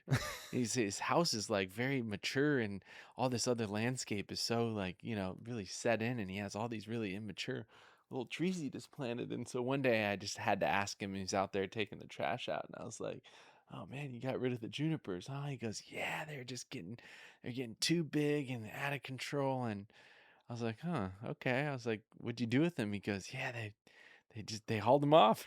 And I almost started crying. And my wife was like, what's wrong with you? And I was like, whoa. I was like, I would have taken one of those. Absolutely. Right. Absolutely. I'm still looking at that blue Atlas cedar that's at that meth house down. It's got 2 cars fully parked on top of it now. Dude. Not around it, on top of it. I saw the guy outside the house the other night, and I was pretty tempted to stop and ask him Oh, something. but wow. I've never seen anybody there. He was like this, like taller and scrawnier than I am, but like biker do-rag and cut off t-shirt and jeans. It's like, I'm gonna keep going. I don't know. Actually, I'm not brave enough to talk to this guy I just about... don't think that there's any good that's gonna come from that. Yeah, right. Hey, we like your tree. Can we have that? Totally. He'd be like, what did you say to me? Yeah. What did you just say to me? Maybe a few Benjamins. I'm sure some bennies could probably get it done. I don't know how to break the ice, because knocking on that door feels like a shotgun might be coming back at you. Yeah. Case of PBR. Just lead with the PBR. I come in peace. I want a tree. I'll Please. give you more parking space. Totally. It'll clear your front yard out of any impediments for more cars to be crashed and burned here. It's man. what the giveaway is, that you just don't mess with that house. The fact that one of the curtains that is pinned up over, because every window is covered by a bed sheet that's pinned over it, right? Or cardboard. But the most prominent one is a Rainbow Bright bed sheet. That's when you know you don't fuck with those people. Okay? Because an adult that puts a Rainbow Bright bed sheet over their window has absolutely zero to lose. Zero to lose. I take the bennies back. They might be better off with a Skinny's gift card. Totally. Gift Yeah. certificate. That's maybe more their vibe. Chicken Slurpees. Dude, I'll give them Buffalo Wild Wings like lifetime membership for that tree. That thing is so sweet. It is a cool Oof, cedrus. it is saucy. The other thing that gives me pause is cedrus is dicey. Dicey to dig, dicey to transplant. Just dicey. Yeah. Fair. So I don't want to give them a bunch of bennies and then lose it. And let me tell you number 3. Yeah, lose it, right? Number 3 is if we hit a utility line, speaking of which, if I hit their electrical line, gas line, water line, septic, like, could you imagine hitting somebody's septic line where you're going to have to deal with their poo-poo? Yeah, right. No. Even worse. Maybe you tell them that the locate service is coming the following day. Yeah, anyways, that stands out in my mind. Like, if I saw that they had just fully yarded that out of there, I would be real bummed. Crushed, yeah. Real bummed. That happened to me like 2 or 3 times when I lived up in Seattle. Where Yeah. I'd walk my dog and there's all these beautiful mature landscapes. Like, man, that's so pretty, but I'm not gonna ask to dig up their tree. That's okay. Come on, have a little bit of control, Brock. You don't need every tree in the world. Portland's got some pretty And then, incredible... did they dig it out? Yeah. Yeah, I walked by like a week later and there's just some young little thing they got from the nursery, Exactly. and the nice thing's gone. I was like, oh my god, they just removed just to remove some beautiful mature thing for some like weird yellow pine cultivar. It's like the thing looks sick. Like Yeah. I read the tag, it says it's supposed to be yellow, but that's not cooler than what you just pulled out. Totally. Some 45-year-old lilac that's nice and small and Yeah. crazy and chunky. Yeah, And, Portland's got it going on for like the mature landscape For stuff. real, I mean, though. Portland's I haven't tasty. spent a ton of time walking, all the neighborhoods around Portland, but me and my wife slowly we've been, in northeast and southeast and walking, 10, 20 block strikes, and Mm-hmm. gosh, the amount of times I'm just like, oh, wow, look at that. Especially the Japanese maples here. Dude, the maples Dude, are wild. Japanese maples are insane. The camellias, Mm-hmm. some of the taxus that are around. Yeah. Oh yeah, Portland. Well, and because it's so close to nursery country down in the Willamette, there's a lot of specialty, funky looking things that you don't know what it is or how long it's been in there. I mean, it's just really, really badass. Speaking of which, I actually think the garden build, awesome. I'm like so happy with how it turned out. I'm super psyched to finish it and put a bow on it so that we're done. I'm really excited for the behind the branch because I have the accumulation of so many radical pieces of footage of the work that we were doing, as well as inspiration, as well as things to share with people about fundamental practices of garden build, garden design, or garden renovation. Oh, right? sweet. So I'm excited too. yeah, I'm pumped for that. That's this month's behind the branch. Sweet. Yeah. Let's see here, just to get it right. Behind the branch on 30th? Yeah, the 30th, because we Nice. need all the time we can to get the last beauty shots and get it edited. right. Yeah, behind the branch on the 30th. So I'm excited for that. But I think one of the other things that came from this whole thing beyond the garden trees are the nursery stock really, really, really rare red pines that we got. Yeah. And the cedrus that we got. Those trees, I kid you not, I've been looking for red pines like that since 2010. Wow. Since 2010, for 16 years, I've been looking for what we found. Wow. Exactly what we found. Not even, oh yeah, it's close. No, it was identical. I showed you the tree of the red pine in the artisan's cup. Mm-hmm. That was exactly the stock that we got. Nice. That was as exciting as the garden build. Nice. Because we've got what, 10 or 12 Japanese red pine that are so insanely badass as raw stock. Yeah. The future for those trees is insane. And going up to a Land and Gardens to Dan's place and seeing his mature cedrus in bonsai containers that he clearly got as landscape nursery stock originally, and has just trained them over the course of time.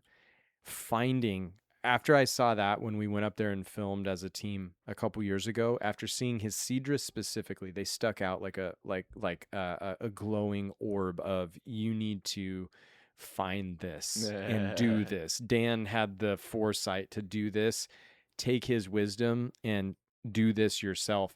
Finding those cedrus, those are very, very, very, very, very, very, very, very rare, hard to find pieces of material. And we've got 10 banging cedrus now. They're old and thick and crazy. Branching is crazy. Branching. Yeah, the structures are insane. And they're just waiting. They're just Right. waiting they just needed to be loved.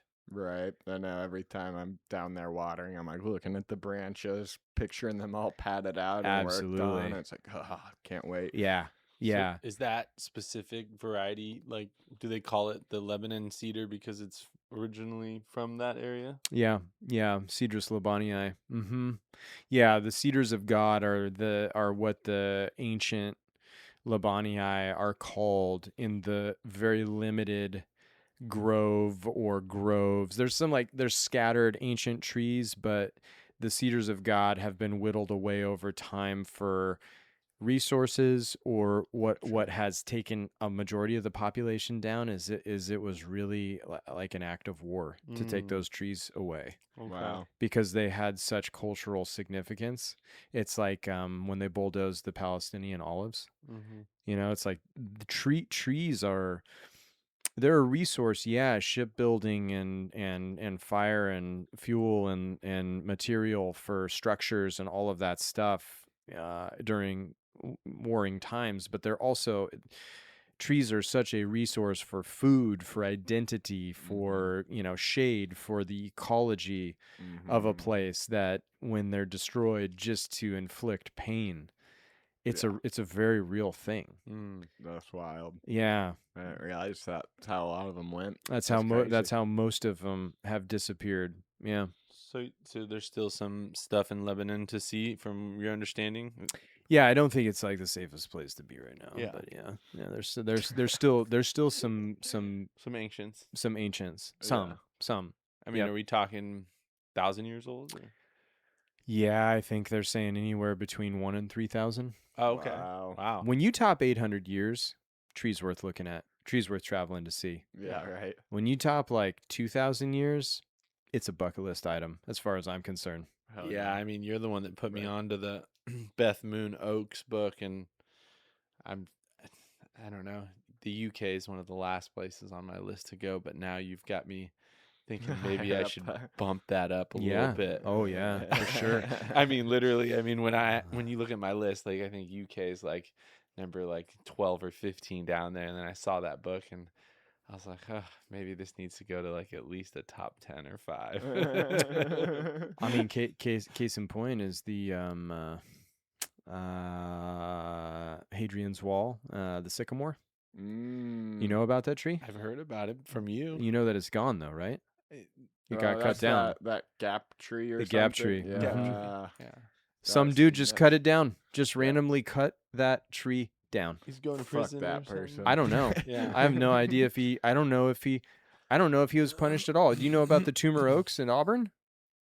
Mm-mm.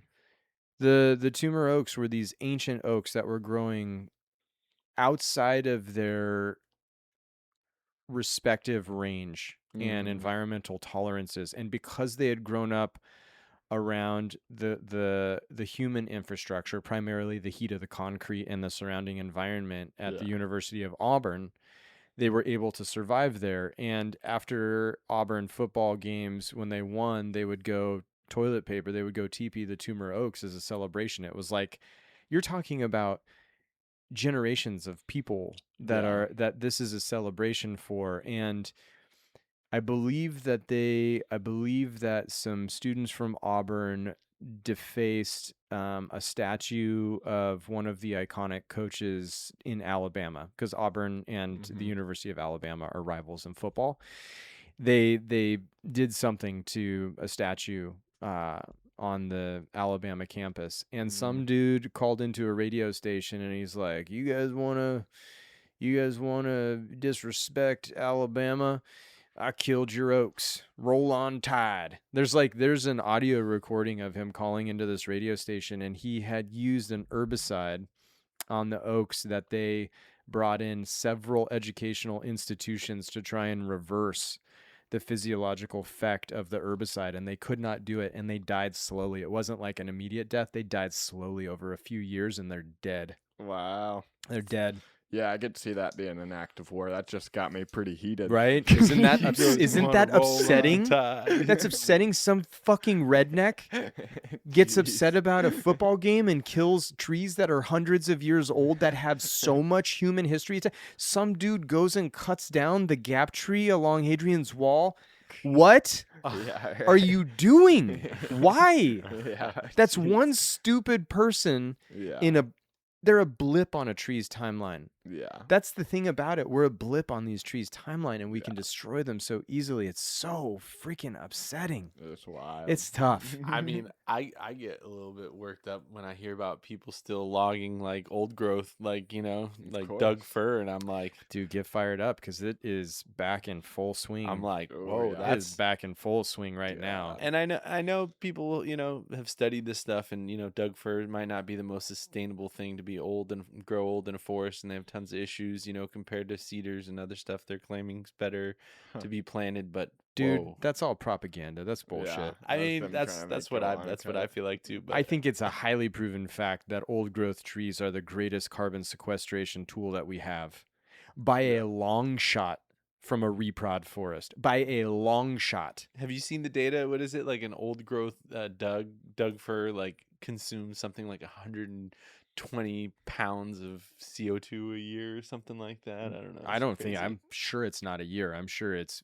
in a much more rapid time frame than that. They move so much. If you're talking, look, hey, if you're talking about a giant sequoia being able to move 3,000 gallons of water a day per Wow. day. That's nuts. That's a lot of CO2. You in you water. you know they're moving that water, and let's just say the broad brushstroke of plant physiology, 15% of 3,000 gallons. What is it? What's the let me do the calculated math because I'm not that. 30, 40, 45. Yeah, tell me what it is. 0.15 times 3,000. That's 450 gallons. 450 of that 3,000 gallons on a daily basis goes to the production of sugars and photosynthesis. Mm-hmm.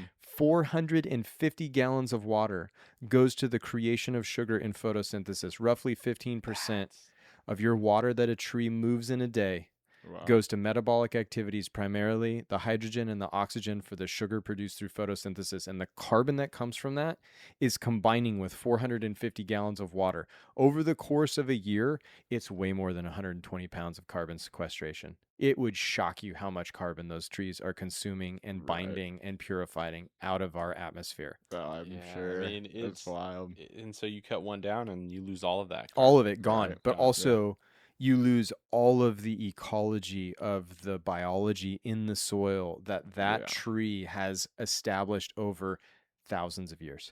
Yeah. That is you talk about the greatest thing that a gardener can contribute to the world is not the food that they grow, but the soil that they grew it in. The heirloom soil. You talk about terra preta as one of the greatest soil creations that's ever been conceptualized by humans, and it was utilized to generate food in the rainforest, which is a non-fertile soil system because all the carbon is held in the canopy of the rainforest trees. Terra preta is what allowed the rainforest to be occupied. It's what allowed food to be grown. Aztecs, Mayans, that whole thing, terra preta. Biologically rich, packed with animal plus human defecation. Like a little dicey there, right? Post World War II, human defecation used as a fertilizer, and some of it did had some disease issues, right? But let's be really clear. It's one of the great wonders of the soil world, terra preta. Yeah. Like people grow vegetables and handle a veggie garden sustainably. You're talking like old world cultivation methodologies, regenerative methodologies. That soil is so much more valuable than any other thing that was produced. Any plant, any vegetable, any fruit. It's that soil. Oh, yeah. That biology. Mm-hmm. Oof. Yeah. And you chop that tree down and you just eliminate that shit. Yeah, I'm sure. Gonzo. Completely Like a laser changes the beam. system. Yeah. Yeah. It's pretty wild. Look, I use wood. I get it. There's a hypocrisy to all of it. But damn it. There's not much old growth left. Do we really have to be cutting it down? Like, Yeah. we know enough to know that that's stupid.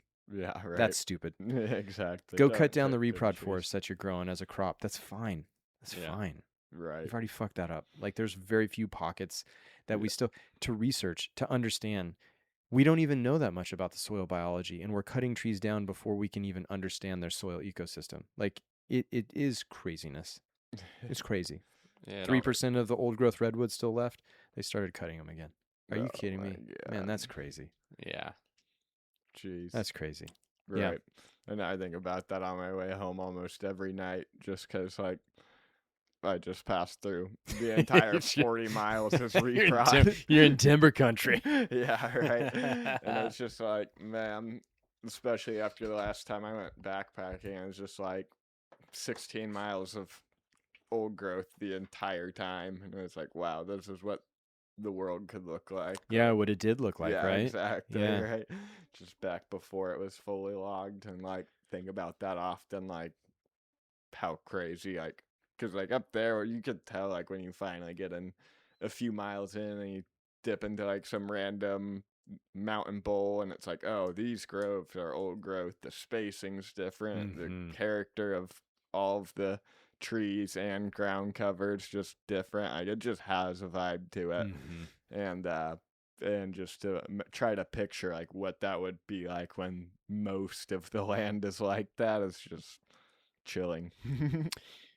It'd be pretty wild. Yeah, right. Yeah. That's what I would do if I had a time machine. Like go back to before there were most people probably just to see the place. Yeah. Yeah. Yeah, that's interesting. I think about that a lot actually. What would I do with a time machine? Where would I go? Yeah, when I was growing up, I'd see pictures. My grandfather was a logger, but like he would have like a picture of one log, and it was one load on one truck, right? But Mhm. it was it was also bucked, right? So it wasn't like that truck could carry the whole log. It was probably carrying half of it or a third of it, Wow. and it was just one solid log to fill that fork, that you see in a truck. And I'd always ask him, like, "Oh man, that's pretty crazy, huh?" He's like, "Yeah, well they don't make them like they used to, you know." And it's like, so They don't even, you want to know what the worst thing? This is really, I learned this during the filming of the Trees film that I was a character in. They don't even have mills to process old growth timber anymore, so all of the old growth timber gets pulped. They can't even make dimensional lumber because they've downsized the mills. Wow. So all of the old growth lumber gets pulped. It doesn't even get turned into dimensional lumber. what? Yep, I'm dead Yeah. serious. I'm Yeah. not kidding And you. it's still that valuable as pulp? No. Well, yeah, it's valuable as pulp, yeah, for all of the paper products that the world uses. That's a lot of pulp out of one of those trees. Whoa. But they get pulped. Yeah. Doesn't even become something that there's any sort of remnant or vestige of that tree's grandeur.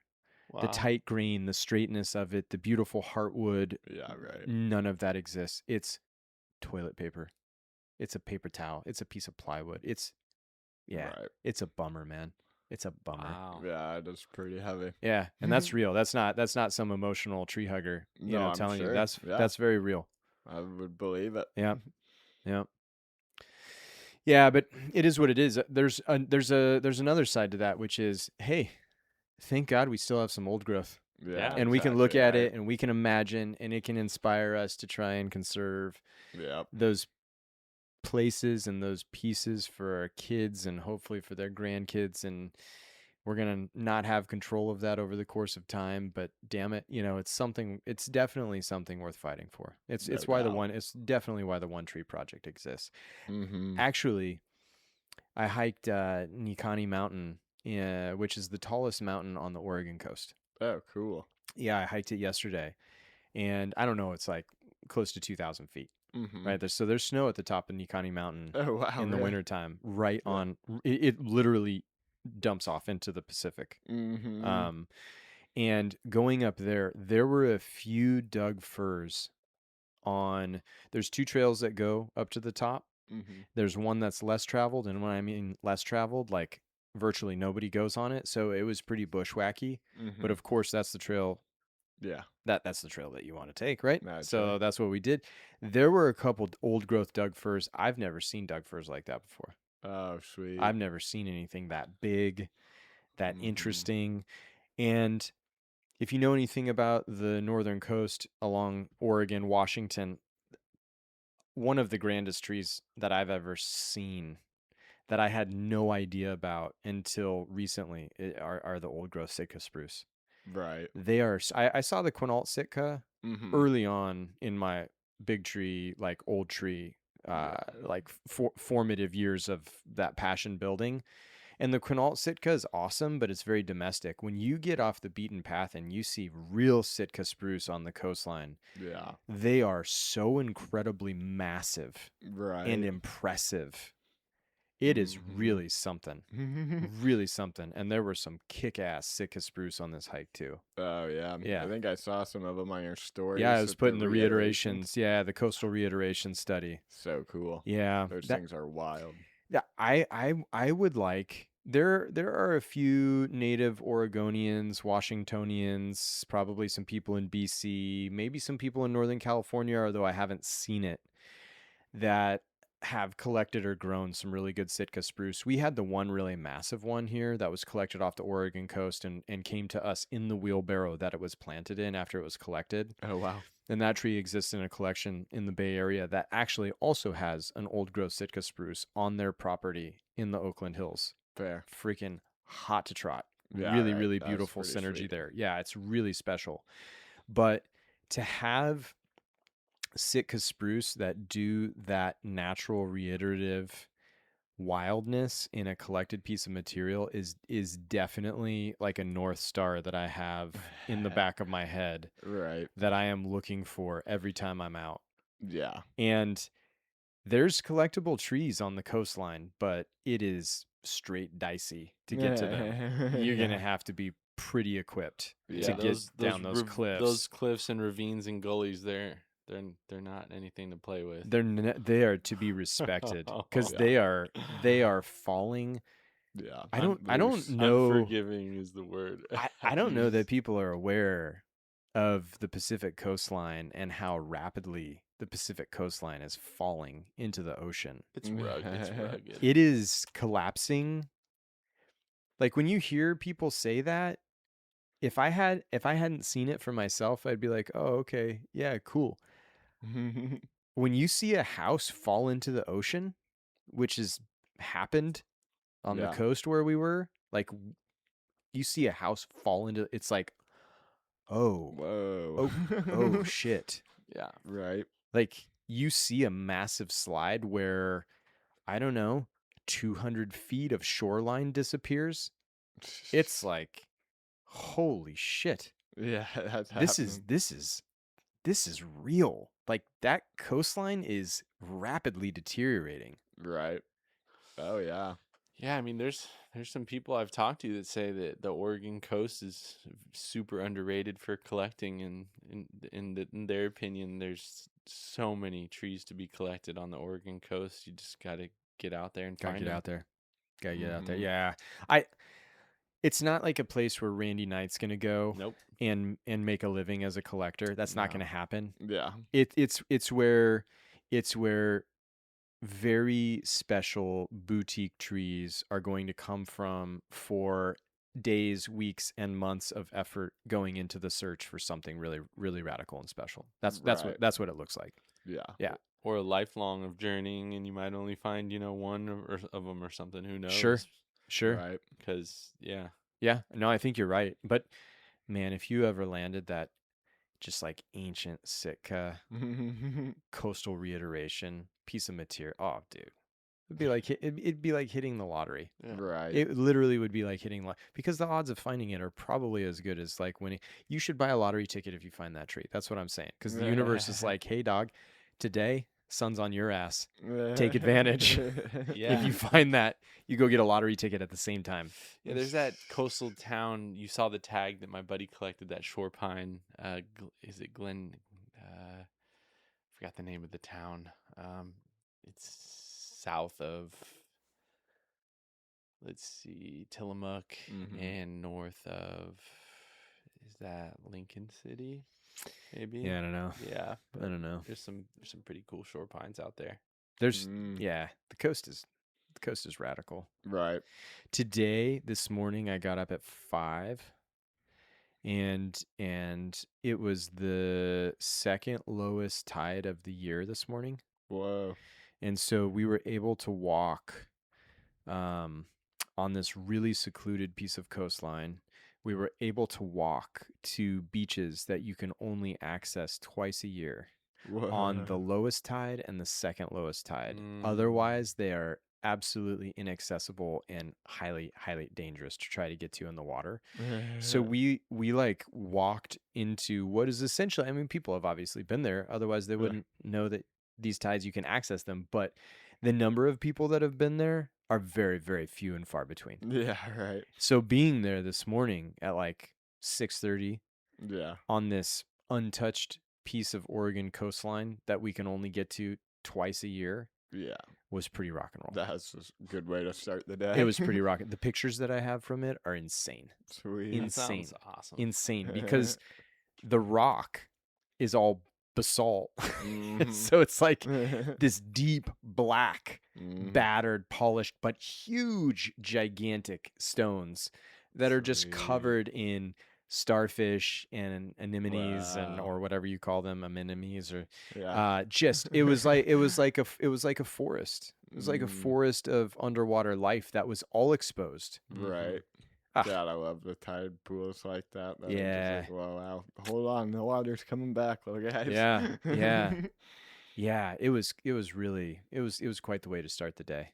That's sweet. Yeah, definitely set things in motion in the right direction. I think anytime that your day starts in the wild, God, it's the best. you're already off on a good foot. Right. You're already off on a good foot. Yeah, I love it. Yeah. When I go camping, I like never sleep that well, which is fine and just part of it. Yeah. But the nice part about it is like since I'm just constantly like rolling and turning, it's like the second I see that it's like not dark anymore. Yeah. I'm like, well, sweet. Now I have a reason to be awake. And Game so on. I get up and just try to get to the highest point possible to watch the sunrise. And almost every time I'm camping, and it's like, even if I wanted to, I'd have to be like, I don't care. I'm just going to lay in my tent and not sleep. So it's like, I'm going to go watch the sunrise, and have gotten a couple this year, which has just been so fulfilling to like watch that on the first few moments of sunlight on mountains and stuff. It's the best. God, it's so good. It's the best.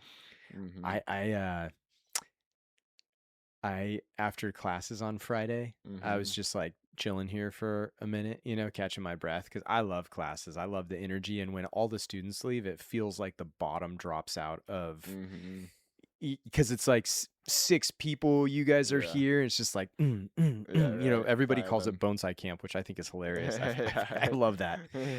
It's like Bonsai camp's over. Everybody goes home. And then what's left? Ryan.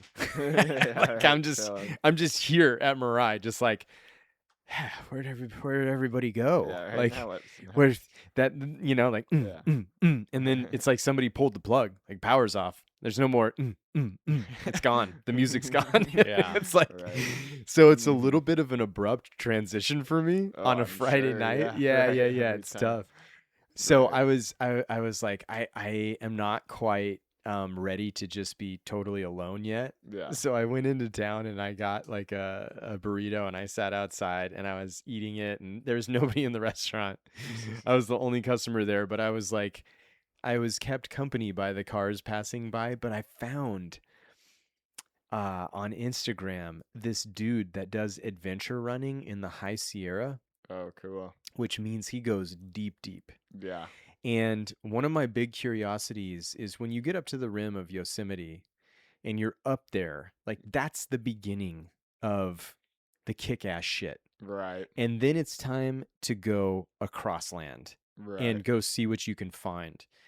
And this dude is going into these very deep places. And the reason it's a curiosity of mine is because there is a like a bronze topographical map at Tunnel View at Yosemite, and you can see where the ice mantle existed and carved all of the glacial valleys into the Yosemite Valley and the surrounding area, right? Hetch Hetchy and all of those places. But you see the peaks that are rounded in the distance that the ice mantle was below. And so you have this granite cap to the Sierras where the glaciers did minimal, if any, damage or left minimal, if any, footprint. And that is a completely different experience.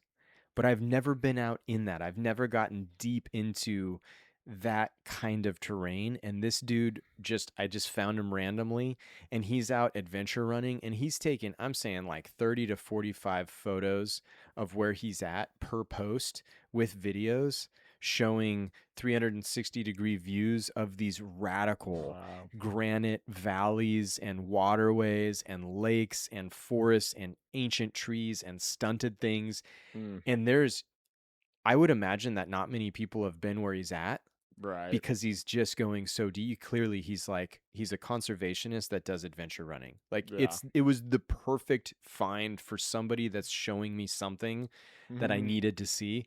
I Okay. was like a solid 2 hours outside of the burrito shop, just completely transfixed by this dude's post, because I was like, holy cow, I haven't even seen pictures of this stuff. Yeah, right. Yeah, this is a new area. It was new. It was Yeah. new. And I knew that there was something there, but I had never seen it. Nobody had ever Yeah. served up. And I feel like the Mirai in the Wild projects kind of captured some of those ancient environments that a lot of people will never go to, Right. never get to see. Mm-hmm. And I feel like that makes the Mirai in the Wild projects really special. Whether people Nice. value it for that or not, I don't really know. But I feel proud that we've done that, right? Captured them Yeah, at the minimum. totally. This guy, another level. Right. Another level. Yep. Yeah, there's a lot to see out in the Sierras. I mean, It's a massive mountain I range. I have friends that, you know, their parents, I mean, they're mostly their dads have taken them out there, and they know of these lakes and stuff that they say, you know, you go out there and 2-3 days you won't see anybody, and you're just chilling at this lake by yourself. Yeah. Mm-hmm. Yeah. Well, Kendall, who used to work here, for anybody that was, part of Mirai Live 2017 at launch, 2018, 2019, Kendall was on the mic, super major part of Mirai.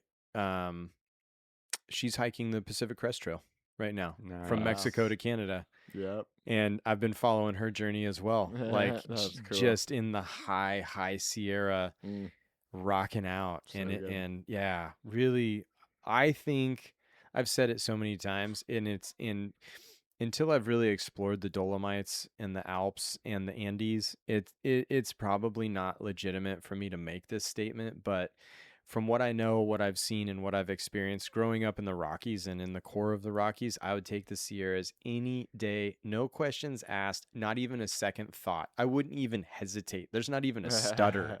Sierra Nevadas, Yeah. all day long. That Nice. is the best mountain range in the world. Period. Hell yeah. Yeah. Mm-hmm. Desolation Wilderness. Oh, Dude.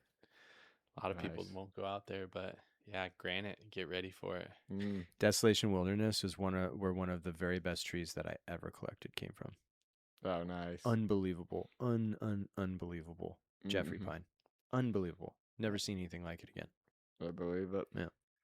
That's legit. Yeah. I mean, once you get out there, my dad always said like 7 to 12 miles. He goes, that's about as far as the average person will go.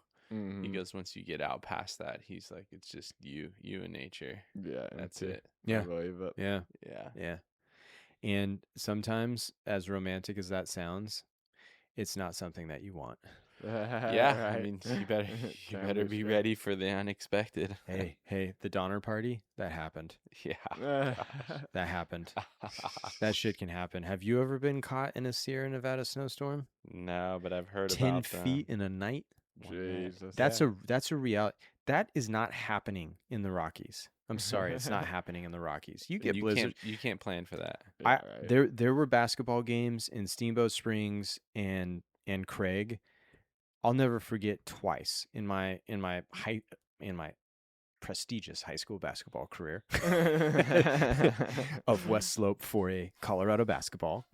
There were twice where we were driving home in whiteout conditions, and one of the times my mom had to walk in front of the car to Wow. trace the yellow line, so that because Jesus. we couldn't see and there was nowhere to go. Yeah. There's Right. nowhere to go. Yeah. That shit as a kid happens. was like, that left a mark. I was like, oh my God. And still, I'm going to take that any day over a high Sierra snowstorm. Yeah. That's some different snow out there. 10 feet. My roommates got trapped in Mammoth 10 feet overnight. 10 feet overnight. Yeah, man. That's insane. That's another level. I mean, Yeah, even people like my dad would tell me, like, he'd go up to Tahoe for the weekend, and you're like in town, and like they'd just be planning on going snow skiing at the mountain. This is like back in the '80s, I think. Mm-hmm. And they'd go have some beers, and they're like, oh yeah, we're gonna wake up, and there'd be 3, 4 feet, 4.5 feet, and they're Yeah. walking out their door, and they're Yeah. like, this is gonna be a real trek up to the mountain today. You know what I mean? Yeah. And they'd Get up eventually there. make it up, but you'd say a lot of the time they're following the plow up there. You know what I mean? And it's Right. like a few hours late, and it's just so interesting, But like What weather's happens? always changing, so Love you don't expect that like anymore. Yeah, to be a right. regular Love thing. it. Love it. So Love it. good. Yeah, the very first time I went to Yosemite, the whole place was shut down. Really? Yeah, because they had just gotten like 5 or 6 feet of snow. It was when Fujikawa was here, Oh. my senpai, Mm. and I had told him when he was coming, I was like, the forecast is calling for like a lot of snow. Are you comfortable with that? And he is from a prefecture in Japan at an elevation that gets a lot of snow, and he was all good. Yeah, Mhm. yeah, great. I was like, okay. And we drove down there, and we were like driving into Yosemite at like 2 a.m. Mhm. and we couldn't see past the snow walls on both sides of the road. He wasn't ready for that, was he? He wasn't ready for that. He was not ready for that. Nor was Taft. Yeah. Yeah. That's funny. One of Yeah. my one of my most memorable experiences as a kid is it pronounced the Ilani, the big Oh, the Awani. Iwani, Uh-huh. is my dad walking me in there, and he told me, since I was 2 years old, about this place. Uh-huh. And I was fascinated with fireplaces, and it's just the most grand mantle like it's the thing I've ever best. seen. And I was Yeah. like, it's So like this cool. memory that just is like there. Now it's still a tourist deluxe trap, right? But I don't know. The Awani keeps it pretty real. something Oh, you gotta yeah. something you gotta see once. Yeah, the Awani keeps it Mhm. pretty real. Yeah, yeah. Have you ever Nice. been up to Timberline? Yeah. What do you think about the fireplace at Timberline? Is so sweet. Yeah, that's a pretty sweet fireplace. Public Works, baby. It's been over a decade since I've been up there. Probably need to revisit that. Oof, I mean, no, Timberline. I haven't been. You've never been to Timberline? Mm-mm. I need to get back to Yosemite. I've only driven through once. And It Yeah. was just like Uh-huh. on the middle of a longer road trip. And it's like, damn, this should have been our destination. Yeah. Not a stop. The thing about Yosemite is you can take any of the passes that go from the east side to the west side, except for, I don't know, Donner Pass is cool and all, but it's on a major highway. But if you go over like Sonora Pass, Mhm. or if you go over Tioga Pass, which is both of the Sonora Pass is open year round. Tioga Pass closes in Yosemite. Mm. But like those passes that go from the east side of 395 up and over the Sierras to the west side, you give me Sonora Pass, I'll take it any day equal to Yosemite. I Yeah, really right. would. I really would. I mean, Oh, it yeah. is so impressive and so incredibly beautiful and special. It's just Mhm. unreal. Some epic river spots outside of Sonora in the summertime too that I've been to. Yeah. Yeah. Sonora Pass is beautiful. Carson Pass is insane. That's where Mhm. the ancient Sierras are, or one iteration of ancient Sierras. Right. There's just so much, and we've talked about Lassen and going to the northern Sierras and stuff. I've never spent any time up there. The least Or the visited national park in the country. Yeah, or the Trinities. Wow. There's actually 2 ceramicists that dropped off that wood-fired work, and she was going to lead youth outdoor backpacking trips in the Trinity Alps, which is Wicked. north of the North Sierras, right? Yeah. Between like just below Shasta. Uh, For the whole summer. I was like, you're gonna go hang out in the Trinity Alps for the entire summer? Dude, where do I sign on that dotted line? Yeah, like right. I want to do that. I would love to live in the Sierra Nevada. I would live deep in the heart of the Sierras and try to hack it out of the wilderness until I died. Hell yeah. Maybe that could be part of the One Tree Project. Hey guys, we're raising money for Ryan to move into the High Sierra. Yeah, right. We're gonna see if he survives. Yeah, right. How many trees is he bringing with him? Hey, hey, did you see Brock's new ink? Oh yeah, Josh He hooked did- it up. he The went John for it. Naka. He went John Naka on the shin bone. Oh yeah, well, On the shin. When I saw that, I was like, what? Are you psychotic? You did a formal upright John Naka sketch on your shin bone. Oh yeah, well it's like Are you masochistic? You are. tattoos aren't that bad, but yeah, because It's the pretty left sweet. side of the calf will have to have something, and the right side of the calf has something. So it's like my other leg has a medium-sized gap between my two tattoos. I'll have to figure out something small to squeeze in there. So Yeah. this one I'm doing a little preemptively before I get the left side done, fill in that. And I mean, it kind of makes sense. Formal upright on the shin. It fits under that other bonsai tattoo. Is the other bonsai tattoo on that foot as well? No, Okay. that one's on my left I foot. thought maybe you had a whole theme going on one leg. Yeah, right, American well. Bonsai. Yeah. I Yeah. saw that. I was like, that's sick. And then it was just poking out of your pants as we're sitting here bullshitting. That's pretty sweet. Yeah, he crushed it. Right now it looks all blurry because I've got the second skin on, so it's got a bunch of that skin gravy in there. But for any of you people who have tattoos, you know exactly what I'm talking about. But if you don't, it's the bloody inky ooze that comes out of the and then when you put your wrap on it, it holds it all in there nicely. So I need to clean it tonight when I get home. Is the plan. But there's a lot more detail in the pads and like that cool mochi komi of everything going up. Josh killed it on that. God, John Naka was so ahead of his time. Yeah. Yeah. You said something about going back in time, and I think you make a super legitimate point to go back in time when you could see all of the old growth unobstructed. Yeah. That would be pretty rock and roll. I for whatever reason, I'm pretty married to ancient Rome. Oh, nice. I would have liked to have seen Rome at its pinnacle. I think I would be disappointed. I think I'd be disappointed. There's a couple books that have come out recently, historical, like kind of reframing the historical perspective of Rome that said it was a real shithole. Oh, really? Yeah. Interesting. Yeah, that it was not this grandness. Yeah. Uh, Interesting. Huh. And Manos and Panos, two members on Mirai Live, Mm-hmm. they're both from Greece, and they're like, "You think Rome is tight? You got to get out here to Greece." I've heard that. I've had a few friends go to Greece, and Yeah. they keep telling me that it's the most underrated. Yeah. Mhm. I would like, because Rome was basically inspired by Greece, Yeah. Right. so that means Greece is the OG. Yeah. I feel like I need to go put some time in. Yeah. Yeah. Greece would be sick. Greece would be sick. Yeah, yeah. Mhm. The Mediterranean in general is just pretty fresh. Right. Yeah. Yeah. Aaron went out to Greece for a little bit, like on his sabbatical thing that he did that summer, and yeah, he said it was pretty immaculate. Just Mhm. like the air, the vibe, the The friendly water, yeah, the relaxedness food. of everybody Yeah. was like pretty unreal. It's on the list. Right. It is on the list. But could you imagine going back to ancient Greece? Yeah, that would be cool. Like The Trojans? Trojans, Come on. royal Trojans. All those cool, like massive monuments they made to the tons of Greek gods they've had. Totally. I heard a lot of them are just like underwater now. Probably.